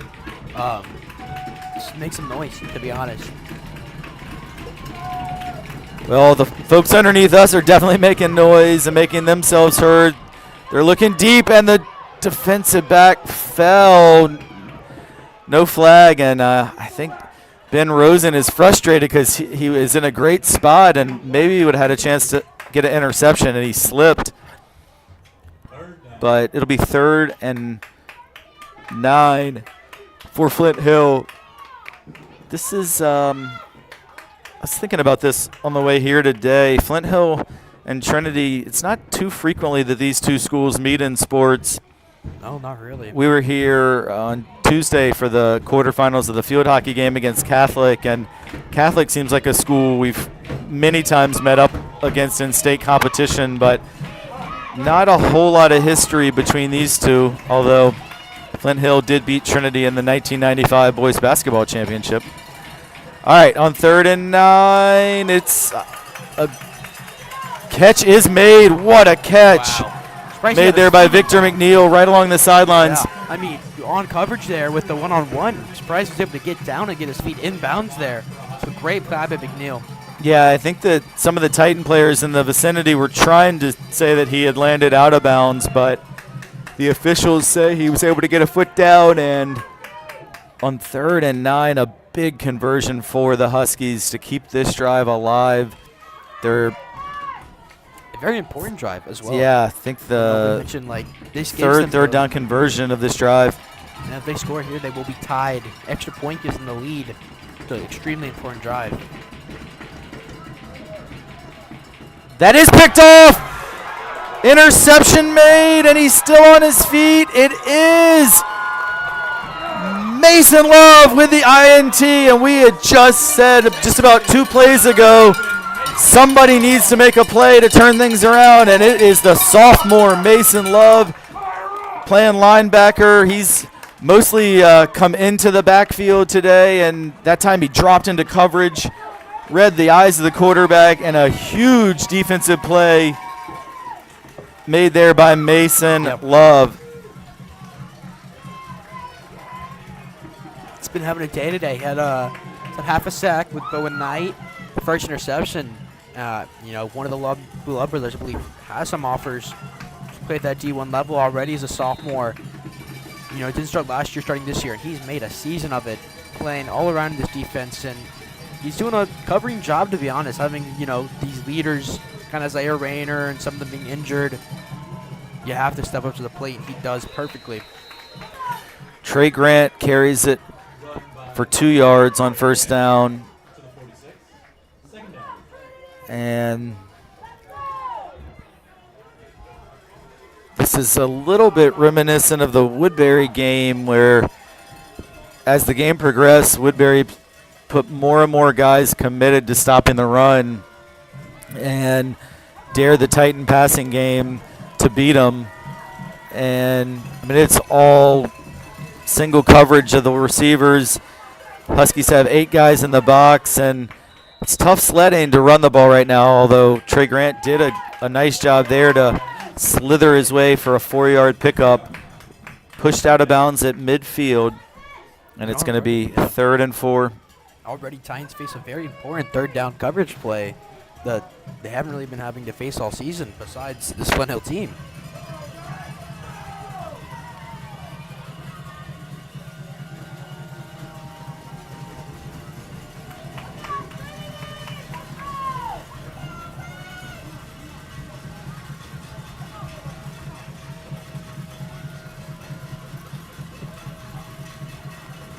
Third and 4, he looks to pass. It's complete to Deuce Edwards, but the Huskies rally to the ball, and Victor McNeil, a guy we've seen make some big plays on the offensive end, did a great job there on the defensive end, and for, I believe, the first time all day, the Titans go 3 and out. Yeah. And just when the momentum was looking back like it was in the corner of Trinity, it quickly is back in Flint Hill's direction, and their defense has really stiffened here in the second half after being scored on every possession of the first half. Houston, this punt is not nearly as good as his previous one. Comes off the side of his foot, and it is going to be out of play around the 44-yard line. Only about a 10-yard punt by Houston, and then a late flag came in as we watched a bit of a wrestling match after the ball had already gone out of play. And the officials sending both teams to their sidelines. I think they're going to have a lot to sort out here. Yeah. But as you said, Flint Hill with a lot of momentum now, covering that run game, kind of shutting down Trey Grant. He's not able to produce that much. And it's going to be a personal foul against Trinity, and that all went down right under our nose, and it was absolutely the Huskies giving it just as much as they were getting it. So I thought we were going to see offsetting personal fouls. Yeah. But that is not what we're going to see, and Flint Hill is going to have incredible field position. So after a poor punt that only went 10 yards and then a 15-yard penalty, Flint Hill's actually going to take over further down the field than they would have if the Titans had just gone for it. It'll be Huskies ball at the 40 and a fresh set of downs. And like you just mentioned, Silvio, a lot of momentum on their side.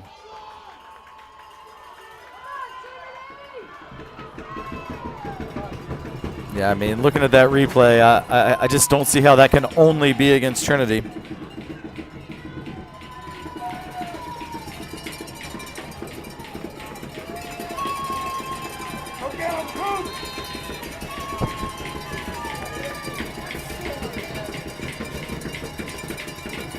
Oh, the Titans D came up big last possession. Can they do it again?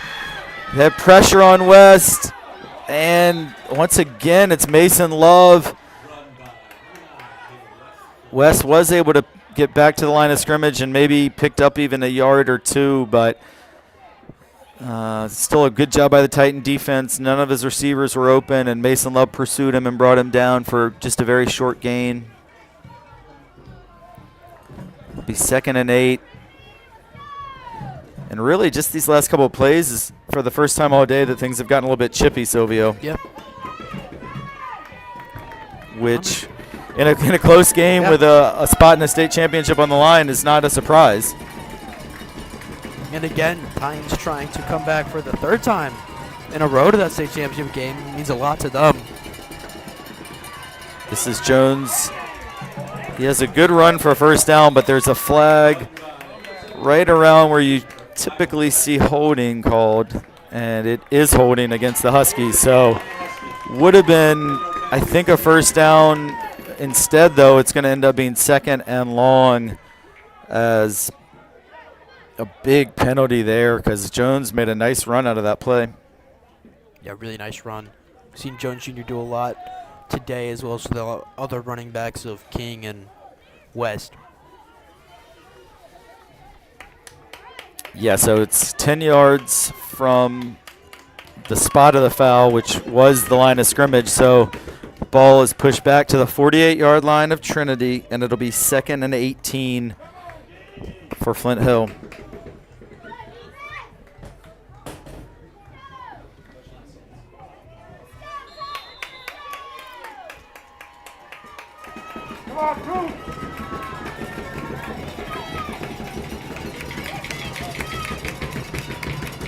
Big 2nd down play here.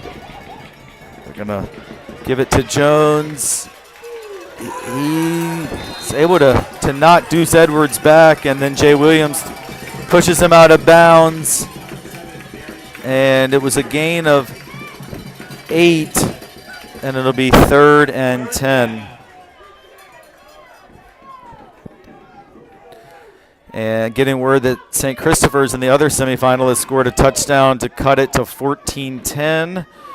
So both of these semifinals, which are going on simultaneously, are both one-score games. And right now there's a lot of different combinations and permutations that could be next week's state championship game. Yeah. And it is just all to play for here with just 10 seconds to go in the 3rd quarter. Play clock looked like it had expired, but I guess they just got it off. He has a receiver. It is caught. I think he's going to be marked out. Yeah, 2 yards short of a first down. Great catch, So by it the was, way. yeah, it was a good pass by West all the way across the field. And so it'll be 4th and 2. And because he went out of bounds, the clock is stopped.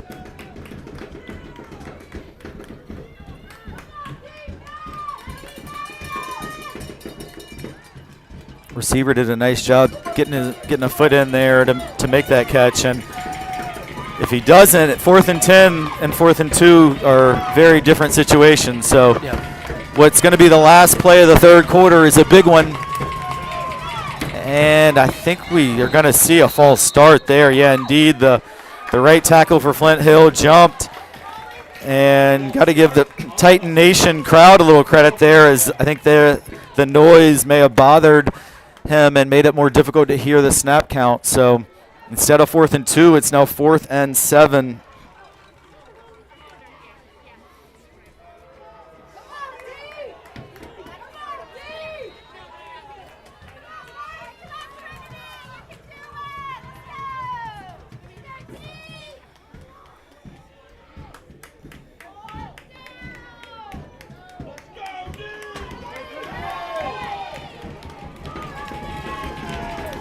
Again, 5 seconds left here in the 3rd quarter, and they'll try and get this 4th down play going again. Oh, they end up punting it. And we've talked about that, Silvio. We hear the horn go off, and it's going to be downed at the 3-yard line by Flint Hill. So what a unique weapon the Huskies have with their quarterback also being the punter. And he could have really not placed that punt any better. It's going to back the Titans deep in their own territory. as these teams switch sides of the field, and on what is a just perfect autumn day, football weather, you see on your screen the leaves starting to change across the field there on Pitaway Drive. The two-time defending champions still with a 6-point lead, but fighting to get back for a third. And Flint Hill had a great third quarter, really on both ends, offensively and defensively, and special teams, that what we just saw in that last play. And it's just all to play for here, Silvio. And I got to ask you, is there anywhere you'd rather be right now? Not really, no. Very excited to see the Titans play today. There is nowhere I'd rather be, unequivocally, than right here at Aycock Stadium.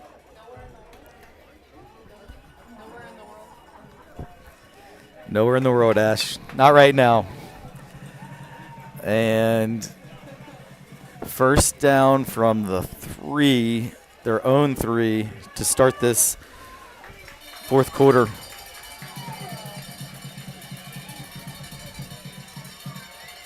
Trey Grant gets a couple out to just across the 5. And Silvio, I think the key for Trinity here, I mean, obviously, of course, you'd love to go the length of the field and score a touchdown, but at least getting a couple first downs, because field position is a huge issue. And the last time the Titans punted, it didn't go very far. So if you're punting from here, it's a worry. In all honesty, getting that momentum back, any momentum at all, would be kind of good for the Titans. Well, Trey Grant does a great job busting through the line. He has a first down. However, there is a flag, and it's right around that holding area. And it is offensive holding. So, Silvio, you had said the Titans need to make a play to regain momentum. It looked as if Trey Grant had done that. However, it's not going to count, and it's going to end up now being 2nd and 11 back inside the 3-yard line. Yeah.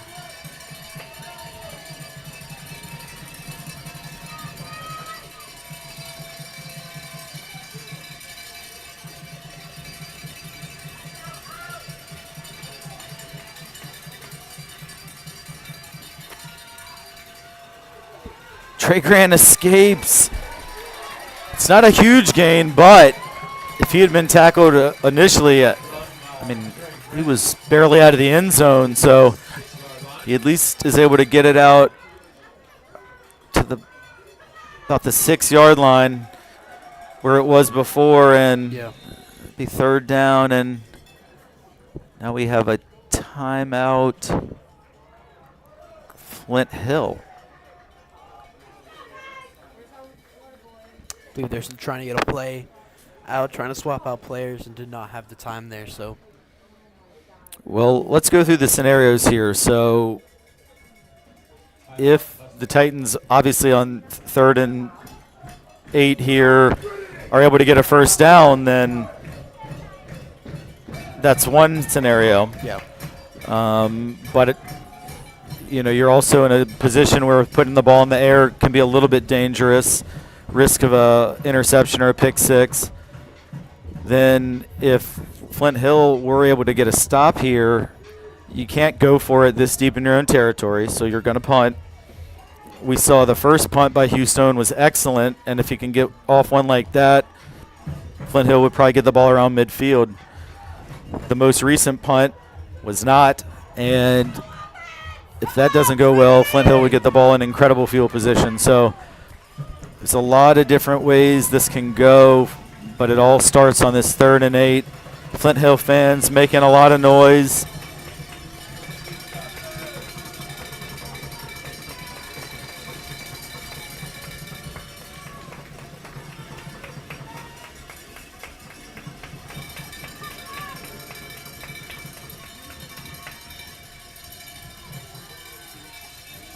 It is a run, and there's not much there. Trey Grant might have picked up a yard or two, but nowhere close to first down, and that was sort of what I was saying, where you don't really want to risk throwing the ball that deep in your own territory.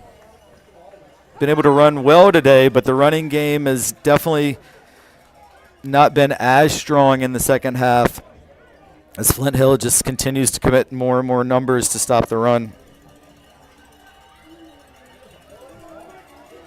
All right, Huey Stone punting from his own end zone. It's a good one. It's going to cross the 40. It's going to be picked up there. And Stewart is tackled. Great tackle. There is a flag. And I think it was Cameron Walker with the tackle.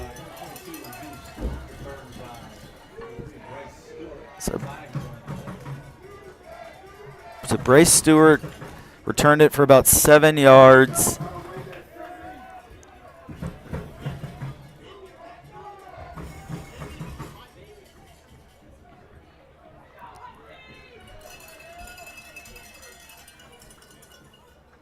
Just waiting to see what the call is. Personal foul, face mask against Trinity. So it is going to give Flint Hill incredible field position. That 15-yard penalty is going to take it all the way to the 20.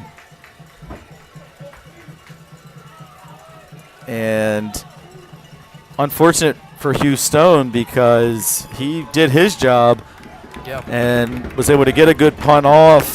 But with that penalty, incredible field position. And it's really gut check time for the Titans. Really up against it right now. Jones bounces it to the right. Good tackle. Really good tackle.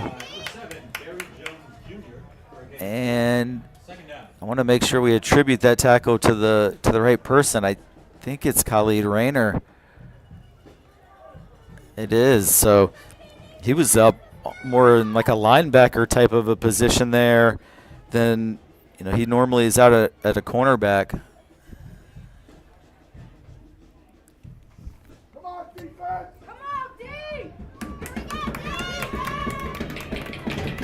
All right, 2nd and 8.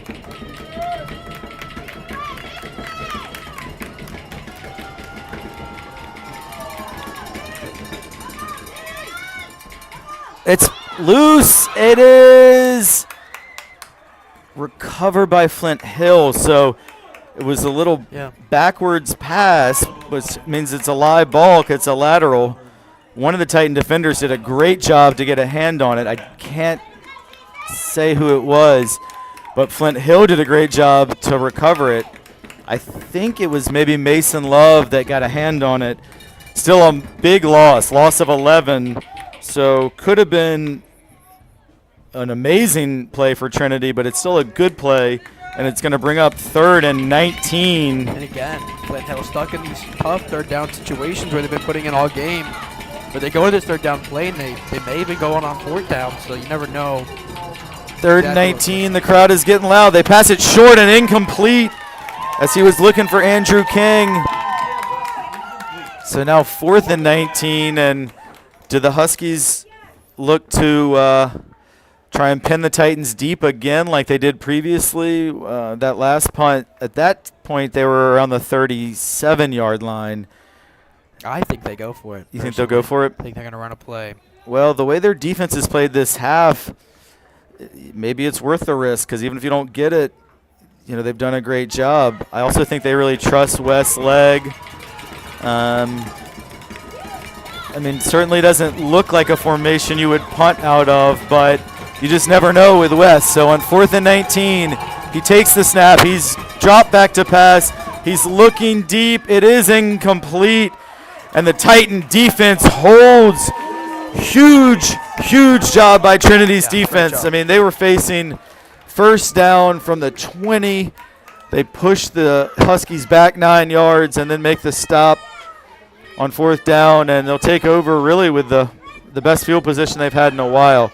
We do also have an update over in the other game.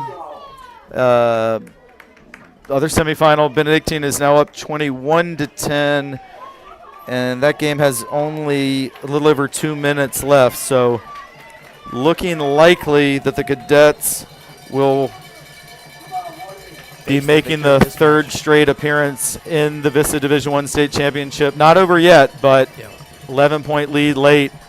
This is a pass to Brennan Ridley that goes for a loss of 4. The Huskies sniffed that out, and I think that play required Deuce Edwards to get a block that he just wasn't able to get. Good defending by Joshua Clark. I think as you said before, when we were talking about they're going to go for it or not, said, the Flint Hill defense is kind of on fire now. They have all the momentum over this offense. They've been shutting them out 2 3-and-outs in a row. Where Titans, I think as you said, there needs to be a play that happens to get them to at least the 40, maybe halfway to Flint Hill territory for them to get momentum back. Yeah, and the player that you most often look for to make a play when you desperately need one on offense is Devion Brown, and he is not available. Play action.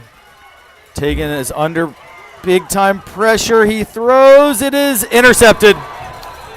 And number 1, Joshua Clark with the pick. Tegan was under pressure. He got the throw away, but...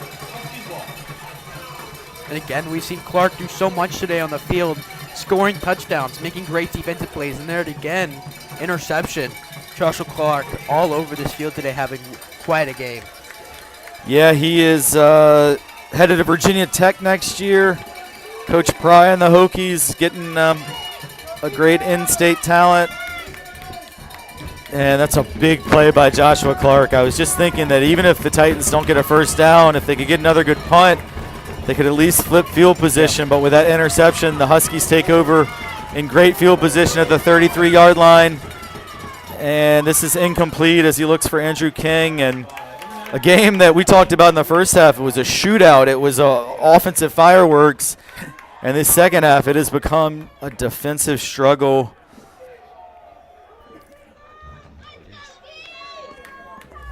Second and 10, clock at 6:51.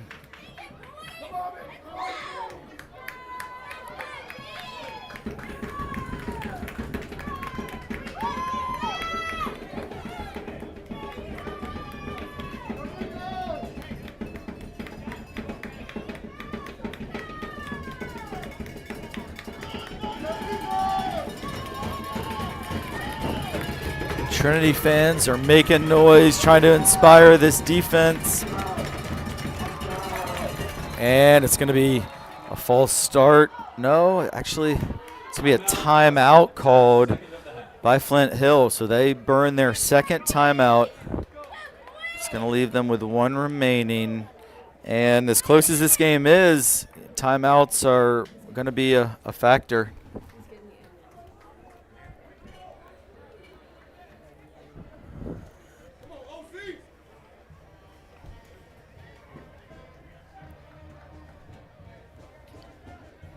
So just a lot of tension in this stadium right now, Silvio.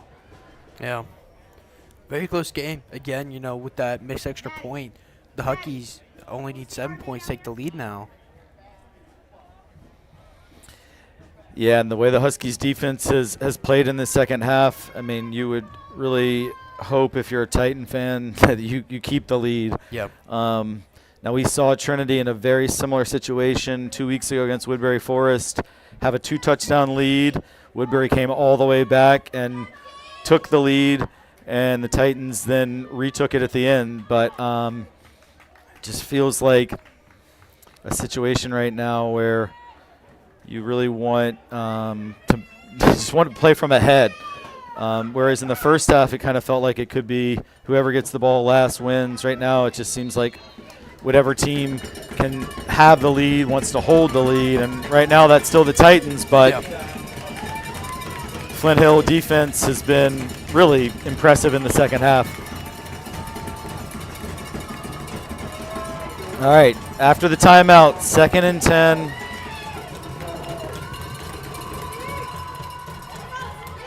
West is pressured. He escapes. He's still on his feet. He's still on his feet. Brought down. Beautiful form tackle made by Cameron Walker, but he runs for 10 yards and a first down. West able to show that he is a good runner too. I don't know if I'd call him elusive necessarily, but he's a big, strong kid that's hard to bring down. Big legs, long strides. Yeah, 6'7", 227. That's a big man to try and get to the ground.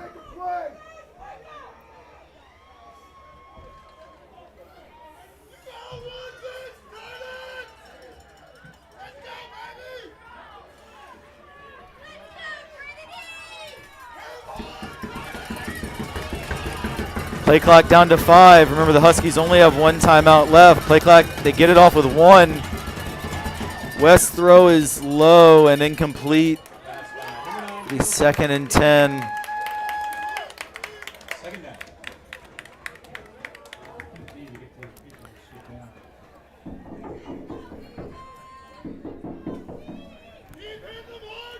Excuse me, guys. Ma'am. Excuse me. Can you just scoot over a little bit? The ref needs to be able to see.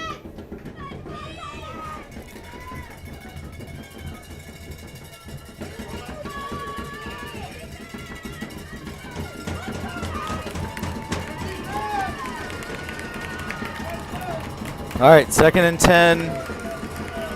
Big down here.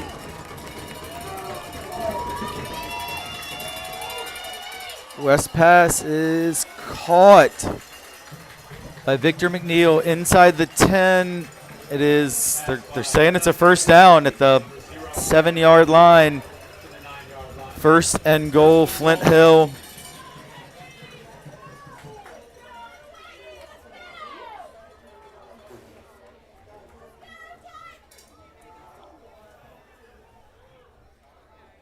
About 5.5 to play.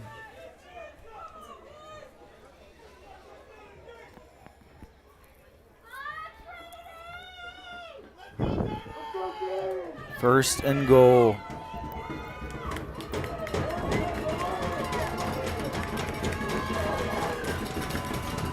It's a direct snap to Clark. He is still on his feet. He is tackled, but he's in the end zone. Wow. Touchdown, Great play. Flint Hill. Joshua Clark. The Flint Hill fans are going crazy. And we have a tie game and an extra point that would give Flint Hill the lead. West, big day today. A lot of rolls to see if he can make this one. And the situation we've kind of been monitoring, so Trey Grant has a neck issue, and he is going to be done for the day. The Titans' leading rusher. This extra point is huge. It is good. Just inside the left upright. And for the first time today, Flint Hill has taken the lead. So what I was going to say is, so Trey Grant is going to be out. He's had a tremendous day, 3 touchdowns. But I see Devion Brown, who I was told at halftime was done for the day. They're trying to get Devion loosened up again and see what he's able to do. Yeah. And So Trey Grant out there now. You're going to have Deuce Edwards and James Woodward, as well as Brendan Ridley still. yeah, I mean, still have Brennan Ridley, but definitely a lot of the weapons on this Titan attack are not available. So 5:08 to go. Flint Hill, for the first time today, has taken the lead, and that missed extra point at the end of the first half is looming large. Deuce Edwards is able to return it across the 30. A decent field position for the Titans. And I think they're going to put the ball at the 31-yard line as the clock is now under 5 minutes to play. To require Trinity to be, quick striking here, depending on how they want to play. Do they want to try to, they have been 3 to now. They're going to have to try to make momentum boosting here and hopefully get to the end zone. Only 5 minutes left to play.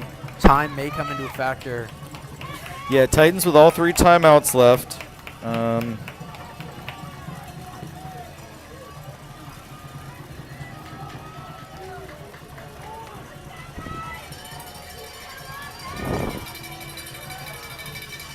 James Woodward is in the backfield, and it's a fake to Woody. Tegan escapes the pressure and puts his head down. Tegan Logan runs for a short gain,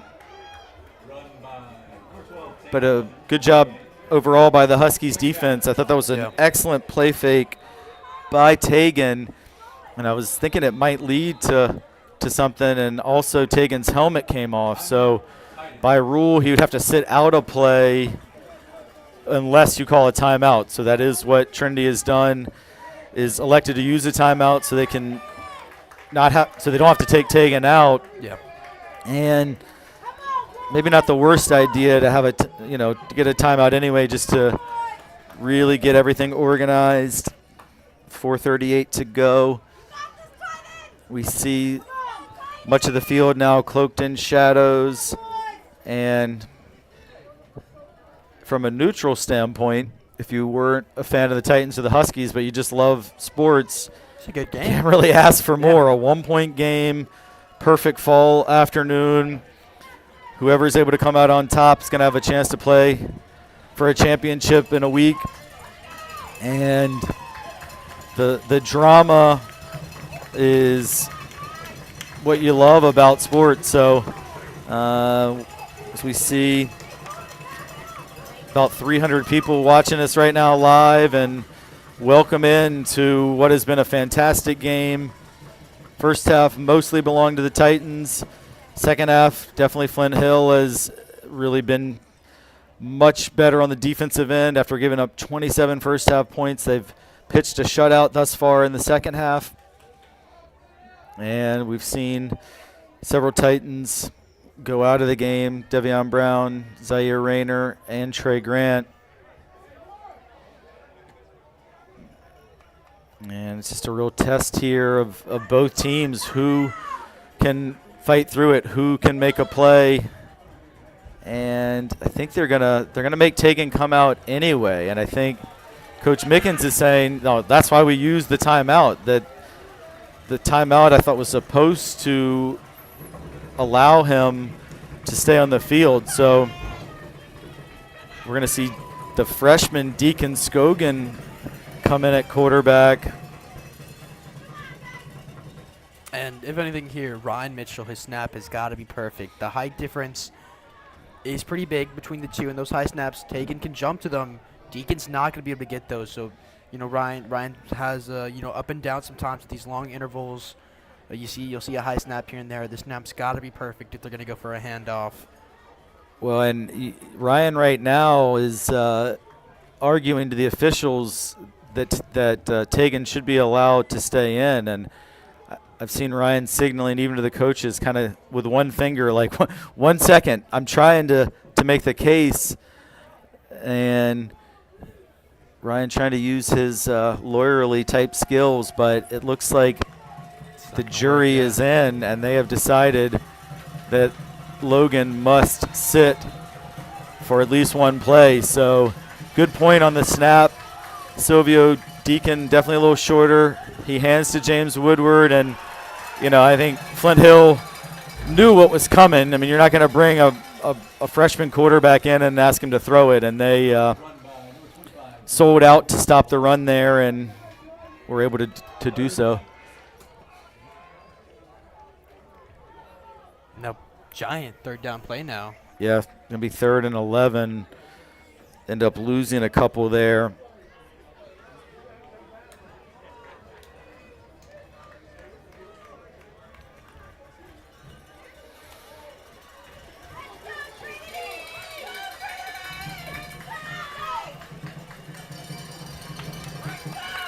And in a game that's been full of big plays, as the clock winds under 4 minutes, the biggest yet, 3rd and 11.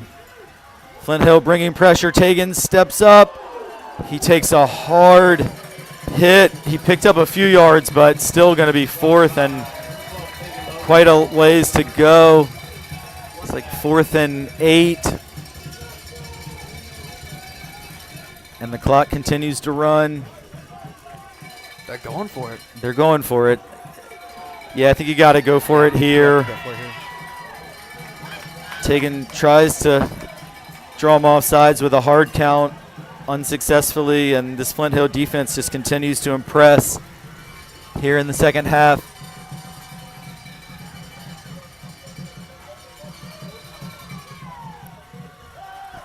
Tegan's pass, and there was a ton of contact there. No flag. I mean, Brennan Ridley was absolutely just taken out. He would have had a first down. And no flag. So Flint Hill's going to take over with, once again, incredible field position. Silvio, talk to me. I mean, big 4th down play. Your offense is out there for a while. You got to be tired. You got to make a play happen there. That one just doesn't come together. And you know you're gonna have to have a defense. Only 3 minutes left. If Titans want any chance of getting back into the game, it's gonna have to be an interception, and it's gonna have to be now, to be honest. Yeah, I mean, really, pretty much need a 3 and out. Flint Hill, if they're able to get a first down or two, is gonna be able to run the clock out, and they get a first down run to Andrew King for 3 yards.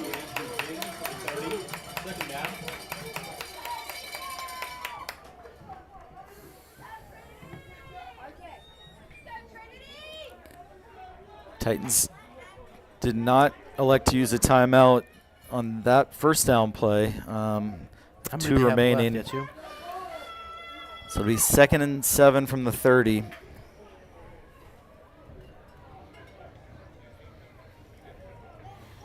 And I imagine the Huskies are going to probably keep things pretty conservative here. Yeah. Keep it on the ground, keep the clock moving.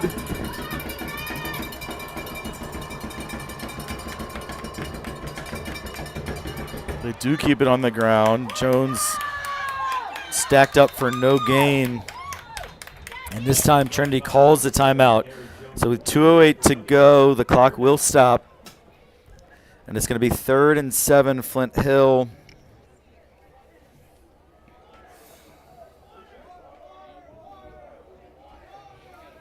So on this 3rd down play, Titans have got to get a stop. And then depending if they can get a stop and force a 4th down, depending on how long it is, I think Flint Hill, if it's 4th and short, they probably go for it. If it's 4th and more than 4 or 5, probably let West punt again and try and pin the Titans deep. Yeah.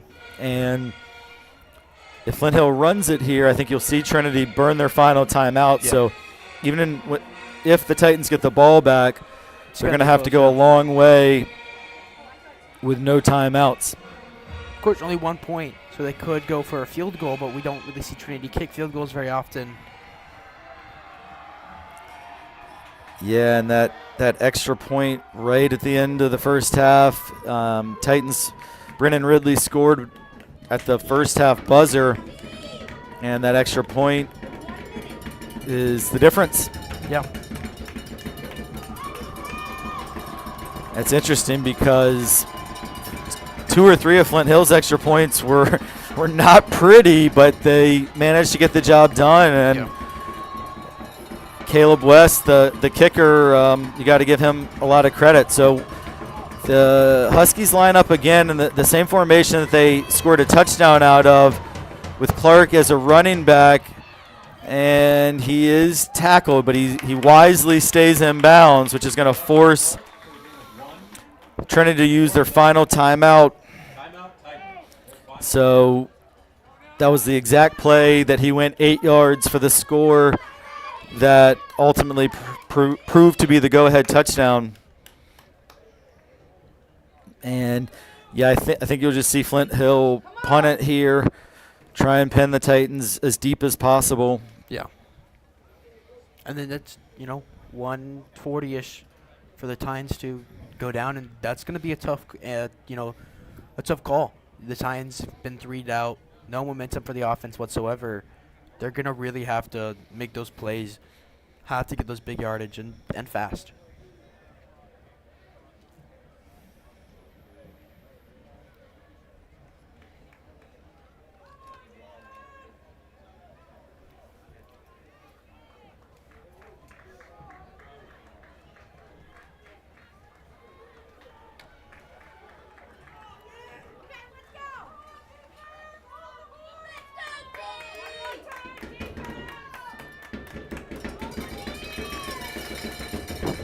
So West is back out there. He does have Andrew King behind him and 3 receivers to his left. So he might kick it, might not kick it. Yeah. We've seen them from this formation go for it. Now King also goes out to the left. I think he's going to kick it. Nope. He's looking to throw. He's under pressure, and he is sacked. So the Titans will get the ball back at the 30, and pretty good field position. Mason Love, who's had a heck of a game, comes up with a huge play. And with 1:54 left, Titans 70 yards from the end zone. Your point, Silvio, about a field goal is an important one, too. I mean, Goldschmidt's a good kicker. He did miss the 1 extra point, and I think you'd probably have to get pretty close, pretty darn close to see a field goal. That. So one other thing, which we really haven't talked about it because it's something I didn't want to speculate on, but now I think it's going to become very apparent to everyone watching here. So Trey Grant has been down on the Titan sidelines for several minutes, and they got him on a board. And what you're seeing right now is Trey being wheeled across to the ambulance. So if you've been able to detect the concern in Silvio and I's voice, we've been watching this whole thing unfold for the last few minutes now. I did see Trey give a thumbs up, and word from the sideline is just is a little bit of tingling, so I think they're just being extra cautious. Yeah. And the game was going on, and I think Silvio and I, as well as our producer Ash Bell, I mean, we're all been here watching them attend to Trey, and so you hear the fans happy to see that he is well taken care of, and we'll certainly pray that it's not too serious. But that's why they just stopped the game to get him across the field. And now it's all to play for. Yeah, very important offensive drive. I think they get past midfield, they'll be in a great position to keep going. I think it's going to be these first couple first downs that are going to be the toughest. The O-line, to me, is the key because Flint Hill's gotten a lot of pressure on Tegan Logan in the second half, and you see them again getting that pressure. And Tegan just throws it away, and good coverage downfield by the Huskies, but he really hasn't had a clean pocket at all in the second half. And Flint Hill's D-line and linebackers have been doing work. Also beneath us, we see Evan Goldschmidt warming up his leg for a potential game-winning field goal attempt, but Titans are going to need to get at least, I think, 50 yards for that to be a possibility. And again, pressure on Tegan, but he hits James Woodward with a little screen pass. Gains 5, but the clock continues to roll as Woody was not able to get out of bounds. It'll be 3rd and 5, minute and a half to go. We can now confirm that the winner of this game will be facing Benedictine next week as the Cadets hold on for a 21-10 win and bounce back from last week's loss against Trinity, and they moved to 10-1 on the season. Clock still rolling. This time Tegan has a pretty good pocket. His pass is complete to Deuce Edwards for First down. Deuce still on his feet. Cooper Gardner gets out and blocks. Deuce is tackled out of bounds, but a huge play gets him down to the 44. It also stops the clock with just under a minute to go, and now looks like we have another injury. I think it's maybe Deuce.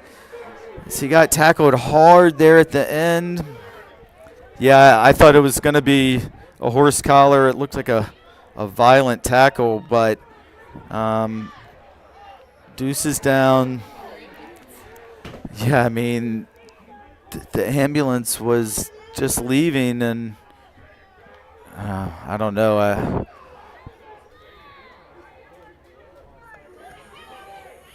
Devion Brown, by the way, has been back in on the last couple plays. All right, Deuce, he's up and walking. He's not moving great, though, and there's just only but so many really weapons left. All right, Deuce jogging a little, so that's important to see.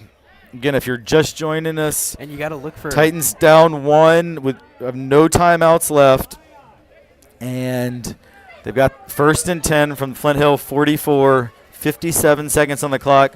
Silvio. And, with Deuce, coming out the field, you got to look at these passing plays. You got to look at, Brendan Ridley is kind of like your only other starter that's still starting. Yep. And then you have Trey Grant out, where then you have to put James Woodward in the back line, which, he's had a great season, but he hasn't been performing as well as, those Trey Grant stats. Yeah, and also want to give a shout out to Cooper Gardner on that last play. He sprinted down the field to give a block. Brendan Ridley with a catch. He's got some room. He's still on his feet. Brendan Ridley down to the 20-yard line. So 48 seconds to go. What a play cooked up by Malcolm Bell. Little wide receiver screen. Titans have it at the 20. Clock is stopped while they move the chains. And the clock is now been wound and is running. I got to be honest, I don't know Goldschmidt's range in terms of a kick. Trinity needs to get this play off. Down to 30 seconds. He's going for the end zone to Ridley. It's got to be PI. It is PI. Pass interference. And that should be half the distance, I believe. It also is going to stop the clock with 26 seconds left. Titans student section is loving it. And yeah, I mean, I think there was no doubt about that one. His little back shoulder throw. Yeah. Brennan went back to catch it, and Victor McNeil, who's had an incredible game for Flint Hill, both offensively and defensively, I think tugged on him. As I said at the beginning, with this game, you're playing for state championship, you got to be aggressive. People are thinking, well, why are you going to throw? Interception, that's a very risky throw.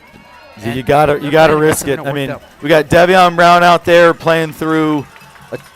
I know he's in a lot of pain. Deuce Edwards, who just had to go out, is back in. Titans with no timeouts. Ball at the 10-yard line. 26 seconds. But it is first down, a fresh set of downs. You do not want to be tackled in bounds. No. Play action. Tegan, he needs to get rid of it. He's sacked. Great play by Flint Hill. And the clock runs. And timeout, Trinity. Okay, so I think they did have a timeout, I guess, because the timeout earlier when they wanted to keep Tegan in, I guess they ended up wiping that off. So the Titans did have one timeout left. I think the timeout was called. Should be more time on the clock. I think they're going to reset the clock to should be about 17 seconds. I'm not sure. Yeah, 17 seconds. And that was a great sack there by Julian Amakwa. So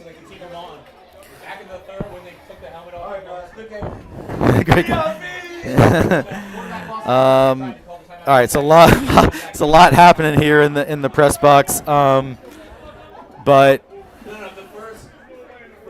I'm 99% sure that the Titans that was their last timeout. So is back at the 21. I mean, Tegan was under pressure. He tried to get outside, and great play by Julian to get him by the shoelaces. And whereas I had been thinking with the ball at the 10, a field goal was very much in the realm of possibility. That's not much longer than an extra point, but now it's all the way back at the 20, and now the Titans out of timeouts. Still 17 seconds though on the game clock, and we see really a lot of single coverage out here out on the right with 3 receivers. Edwards, Brennan Ridley, Devion Brown, more pressure for Tegan. He's got to get rid of it, and that one's incomplete. 11 seconds, and it'll be 3rd down and goal. You have time to try for one more of those in a try field for goal. one more, and then I wish I knew how comfortable they were in terms of Evan Goldschmidt's He's kicking right range. now. He's warming up. Right now you're looking at about a 38-yarder. I mean, it is in the middle of the field, so it's straight on. Knowing Evan, I know he would love an opportunity. You cannot take a sack here. You cannot get tackled in bounds here. No. If either of those things happen, the game is over. You got to find your man or throw it away immediately. Here. 3rd and goal from the 21.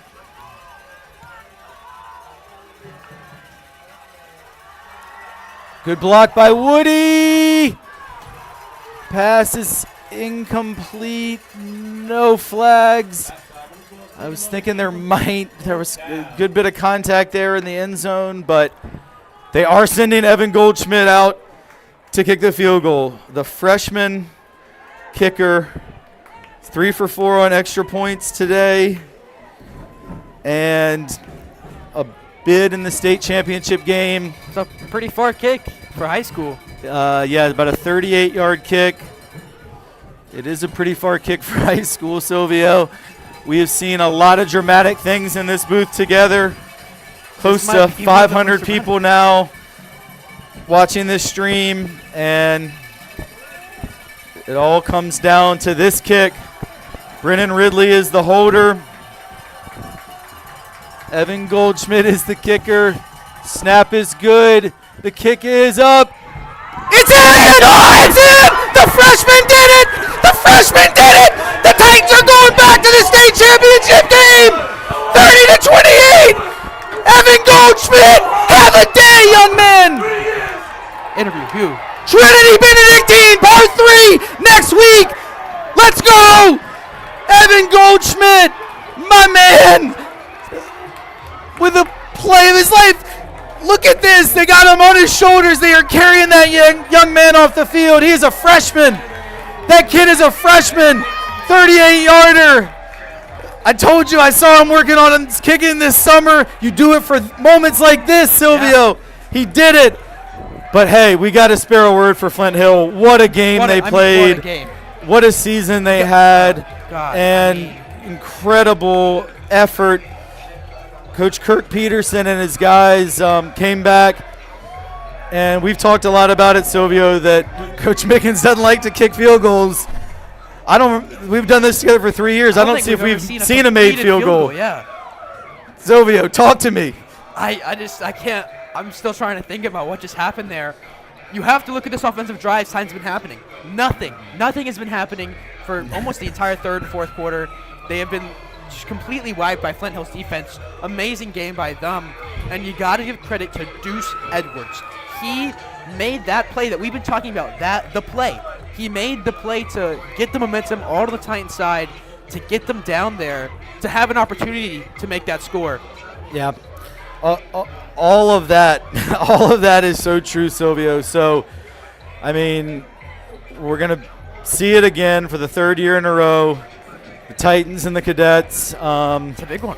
We're going to see if what the health of different guys on Trinity, is like. But sorry, I'm just like catching my breath what I just saw. Our producer, Ash Bell, has left. She went to grab a player. Went to grab a player. Okay, that's what I was hoping. We didn't. necessarily talk about it, but I think we have a Jay or Brennan. okay. I think we are gonna have a post-game interview, hope she's able to grab one. maybe with Brennan Ridley. So stick around for that. And if we have any Flint Hill fans still watching, seriously impressed, incredibly impressed with your team, with the coaches, with the fans. Flint Hill fans brought it today. And, you know, this could have gone either way. But at one point in the game, I said it felt like whoever had the ball last would win. And then it sort of didn't feel like it was going to play out that way. But indeed, the team that had the ball last was the Titans, and they did get the win. And still waiting to see if we are able to get a Titan player up for an interview. I thought I saw Brennan Ridley coming over, but then I don't see him anymore. So, yeah. Ash, do we have a player coming? What? Oh, folks, stay with us. We're figuring out what the deal is. Hold on 1 second. What now? Jay is coming? After they talk? Or can we get him now? All right, now I think we're gonna get Jay Williams, but it might be a couple minutes, so that's okay. We can talk for a couple minutes while we wait for Jay. Let's do some breakdowns of the game real quick. Yeah. So yeah, let's do that, Silvio. So first, let's just look at this game that we just witnessed. You had it all, really. I mean, you had special teams plays. You had great offensive plays by both teams, great defensive plays. I was ready to make Caleb West the player of the game with everything he did in terms of passing the ball, running the ball, kicking the ball, even making that touchdown-saving tackle. So Flint Hill, let's just, tip our cap to them. You got to give credit. I mean, Victor McNeil, what a game. 2 touchdowns, interception, great defensive plays, great offensive plays. That's my player that goes to McNeil for the Flint Hill. He really balled out. I was going to say, he balled out so hard. Both sides of the ball. I just can't believe he was able to do all that. And even Clark, Joshua Clark, number 1, the VT commit. Yeah. Also, an amazing game from him. Overall, just played amazing. Yeah, I mean, Andrew King, the Richmond commit was awesome. Victor McNeil had 2 touchdowns and some major defensive plays as well. And also, what almost would have been the play of the game if Flint Hill had come up with a stop at the end was Julian Amekwa with that huge sack. Yeah. But, I mean, I don't know, man. My phone's blowing up. All right, Jay Williams is here. Oh, man, I am so excited to have you here. Got some headphones. All right, we are live. We are on the air. Jay Williams, the senior, your career continues for one more minute. Yes, sir. Or one more week, I should say. Yes, sir. First, just talk about the adversity you guys faced today. Z goes out. Devion goes out. Trey goes out. Yeah. The momentum was all with Flint Hill, but y'all kept believing. And just talk about how you're able to fight through all that adversity. Man, defensive-wise, it's like we got scored on a couple of times, heads hang low, but we just got to keep fighting through it, fighting with the injuries and all of the momentum changes. But at the end of the day, it fell back on the defense. Defense stepped up, did what we needed to do. Great game out of Cam Walker, moving him from D-line to linebacker. It's just little things like that. Guys giving all that they can give, and it just ended up with us on top. Oh, and little Evan. Oh, my God. Yeah, the freshman, Evan Goldschmidt. Yes. Talk about the kicker. Man, Evan, man. I was like, I can't believe we're living this up to a freshman. But we always practice that shot. I mean, that kick from exactly where it is every day, every Friday in practice. And well, he drills it. We were saying up here we didn't know what kind of range he had. We've seen him make the vast majority of his extra points this year, but obviously that was quite a bit further, especially after the sack. And then he got the job done. I mean, it all came down to one play, and also fitting because, he had missed an extra point earlier or it would have been tied. So he had a chance for redemption, and he redeemed himself. Yep. So stepped up. Kudos I want to ask about your game specifically because we see you do everything on defense. Make tackles in the middle of the field. You cover guys. You end up in coverage. We see you from the backfield all the way to the back end, just everywhere. How do you see your job on this defense, especially playing against a team like Flint Hill that had weapons all over the field? So basically, I look at myself as a defensive player. I don't play just one position. Whatever team we got, I do whatever I can do to stop them. So if we got a run team, I line up in the middle. If we got a spread offense like this, put me on the strong side, the wide side of the field. Put me in somewhere where I can stop the play, because that's what I'm going to do. Yeah, I mean, I've been saying for 3 years, you know how much I love watching you play. Silvio the same, and you know you're the nicest, funniest, kindest guy off the field. But on the field, you play with a level of what will you call it? Aggression, intensity, and violence. Yeah, that's right. And out there, you're allowed to do those things. Well, looking ahead now, and obviously we have a familiar foe. Benedictine did win 21-10. So round 3, or you may want to even say round 6 in these last 3 years with the cadets. Obviously last week very much went our way, but I'm sure they're going to have a whole nother level that they're going to try and get to, and we'll have to see the health of some of these guys who went out today, but it would appear we may not be 100% strength anyway.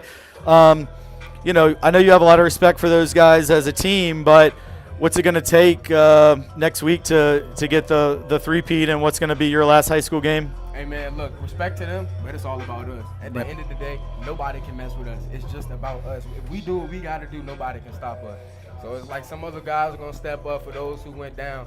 Hell, I might go to running back if I got to. I think Jay Williams at running back could be a thing. I might try and talk to Coach Bell this week and see. Yeah, but look, we got to do what we got to do, and that's what we're going to do. Yeah, well, and then just because I've been wanting to talk to you for all season, really. I've been wanting to have you on the podcast, but we've had to, make sure we hit all the sports. But just I want you to put you still have one game left, win or lose. You got one game left, and 15 minutes ago it looked like you might not. So you have a new lease on life, one more week of practice, one more night before the game, meal, one more chance to put on the Titan uniform and battle with your brothers. But I'd like you to try and put your career in perspective, knowing that it's not over, but just the journey you've been on here. Man, this journey, it started off rough because I came in with my COVID year. We only had 2 games. Yeah. So it started off very slow. But my sophomore year, thankfully, we won the Division I state title, and along with my junior year last year. And I've been playing with some of the best guys in the state, and on the East Coast, and I just can't be more thankful for the group of guys that I've been playing with over this course of 4 years. And Trinity football is just so grateful, so thankful. Yeah, well, you're one of the best guys in the state yourself. Sylvia, did you have a question? Yeah, I mean, senior on the team, of course. Z going out, he's kind of the senior leader of the defense. Mm-hmm. What is your role kind of changing to once Z's kind of out, and then you kind of have to take one of the big seniors on the team? You kind of got to lead the defense now. How does that kind of change your play style at all? It doesn't change at all, man. Look, hey, Z went down. He normally controls the coverages and all that, but other than that, I'll get the run game and anything like that. So, and everybody else has looked up to me, and I put them on my back and like, hey, look, man, we gonna ride, we gonna strike, and we did what we had to do. Got to stop. Let them boys. Yeah. All right, we are trying to get the kicker who made the game-winning kick. He's right there. I'm trying to get him up here. I don't know. I think he's just taking it all in right now. But, Jay, congratulations. You've had an incredible career. I can't wait to watch you play one more time next week. North Carolina A&T, the Aggies down in Greensboro are going to be getting a good one next year. For sure. And for me, one of you said you've been playing with some of the best guys on the East Coast, but you're one of the best guys to ever play for this program. One of my all-time favorite players for sure, and I was saying that even back in your 10th grade year when other guys were getting more like postseason honors and accolades. I was like, the guy I can't keep my eyes off on the defense is Jay Williams. He's everywhere. He plays so hard, so aggressively, and this year you've really been the rock. A lot of injuries around you, but you've been Mr. Consistency, and Congratulations. You got I it. One more appreciate it. chance, man. Thank you Yes, for sir. coming Let's up. go out. Let's do this. We- This thing. let's- We're gonna win. Let's Put do on. it. All right, we do have Evan on his way up as well. Thank you so much to Jay for joining us. Jay, go celebrate with your teammates. And we have the freshman, the kicker. All right, Evan, we are live on TESPN right now. All right. And we're going to keep it brief. I know you're taking it all in, but you just made the kick of your life. I saw you get carried off the field by your teammates. Evan, how you feel right now? I just can't even describe how I feel. Like, I was practicing with Mr. Hugate on the sidelines, and I knew it was going to go in as soon as I stepped on. I just was locked in. What a feeling that must be. Yeah, we watched you, and we were debating up here. We didn't know what your range was. How confident, like how far can you kick it? I think I can kick farther, maybe. I don't know. Well, it looked like it had plenty of distance, Yeah. and you got all of it. It split the uprights. I mean, there was no question, and I just watched the fans behind you Yeah. instantly. Before that ball hit the ground, they were on the field. And I was getting beat up by everybody. yeah, you're not the biggest dude on the team, and you're okay, right? We can't have any more injuries. Yeah, we're fine. I have to ask, there was the missed extra point at the end of the first half, which I'm sure you were dying for a chance to Yeah. redeem yourself, because that, had we not gotten the opportunity at the end, we would lose by one. How do you flip the page after missing a kick when you've been so consistent all year? How are you able to put that behind you so that you could have the confidence to make the game-winning kick? I think, like, all the guys on my team were saying, like, all that practice in the summer really paid off, and that you just gotta stay in the game and lock in, I mean. Well, I talked about it. You and I have talked about this, but I saw you up here late in the evenings at sunset all summer All the out here. practice matters. Yeah, I mean, the practice is what goes into it, and that's what everybody didn't see, what you and your dad did out here. It sounds weird, but the kick you made today on November 11th, you really made that kick back in July and August with the preparation and the work you put in, and that work paid off today. So talk about just overall the roller coaster that this game was, not just as a player, but just as a fan watching it. Yeah, it was crazy. It was close basically the whole game. I mean, the second half, the Huskies really kind of took over and they were dominating, but we stayed in it, and it came down to the last play. All right, well, my man from Class 7 history, this man sits in the front row. He pays attention. He's locked in, and he put the Titans into the third straight state championship game, and to be Titan Cadets again. Just saw those guys. So, hey, who knows? Next week, maybe you get another chance to kick another big kick, but I'll be ready. what you did today, I think no one here is ever going to forget it. And for you as an unassuming freshman walking the halls, if you felt like maybe not everybody at this school knew who you were before, everybody knows who you are now. Evan Goldschmidt, number 80, the hero, the game-winning kick. So Thank proud you of so you, much man. for having me. Absolutely. Great job, buddy. All right. Thank you to Ash so much for getting us those post-game interviews with Jay and Evan. I just think it adds so much to the color and the variety and what you're watching here, hearing those young men, hearing how much it means to them. See, we've still got a lot of people still with us on the stream. So thanks, everybody that watched. Probably, I'm guessing if you're a Flint Hill fan, you've signed off by now, but I'm really impressed with them. They were such a worthy opponent and gave the Titans such a tough game. All right, Silvio. We thought the Woodbury game was going to be our last broadcast together on senior day. And then Tyree figured out how we could broadcast from Huguenot, and we thought that might be our last broadcast together. I don't know if today's the last one or not. We don't even know where the game is next week or what the deal is, but I hope we get one more chance to be together on the mic again. But if so, if not, just give your final thoughts on this game, this season, and being part of TESPN for 3 years. I mean, this game probably almost as close. Loud, Silvio. Talk Almost loud. as close as the one the state championships we talked a couple years ago. I mean, this was a beat out, just because I know senior year I wanted it. I know all the boys wanted it. Back to that championship. Back to play Benedictine. Probably the biggest rivals. We're going to see them. Other sports all year. It's always going to be a big game. You know, you come in not knowing rivalries. You leave loving them. So definitely can't wait to see that next week. And TSBN, can't believe I'm up here still. Can't believe I'm still talking. Love everyone listening. And overall, the season this year, they played so well. I mean, we've had so many ups and downs, so many injured players, and still having a winning record, still going back to playing in the championship game for a third back-to-back potentially championship is kind of insane.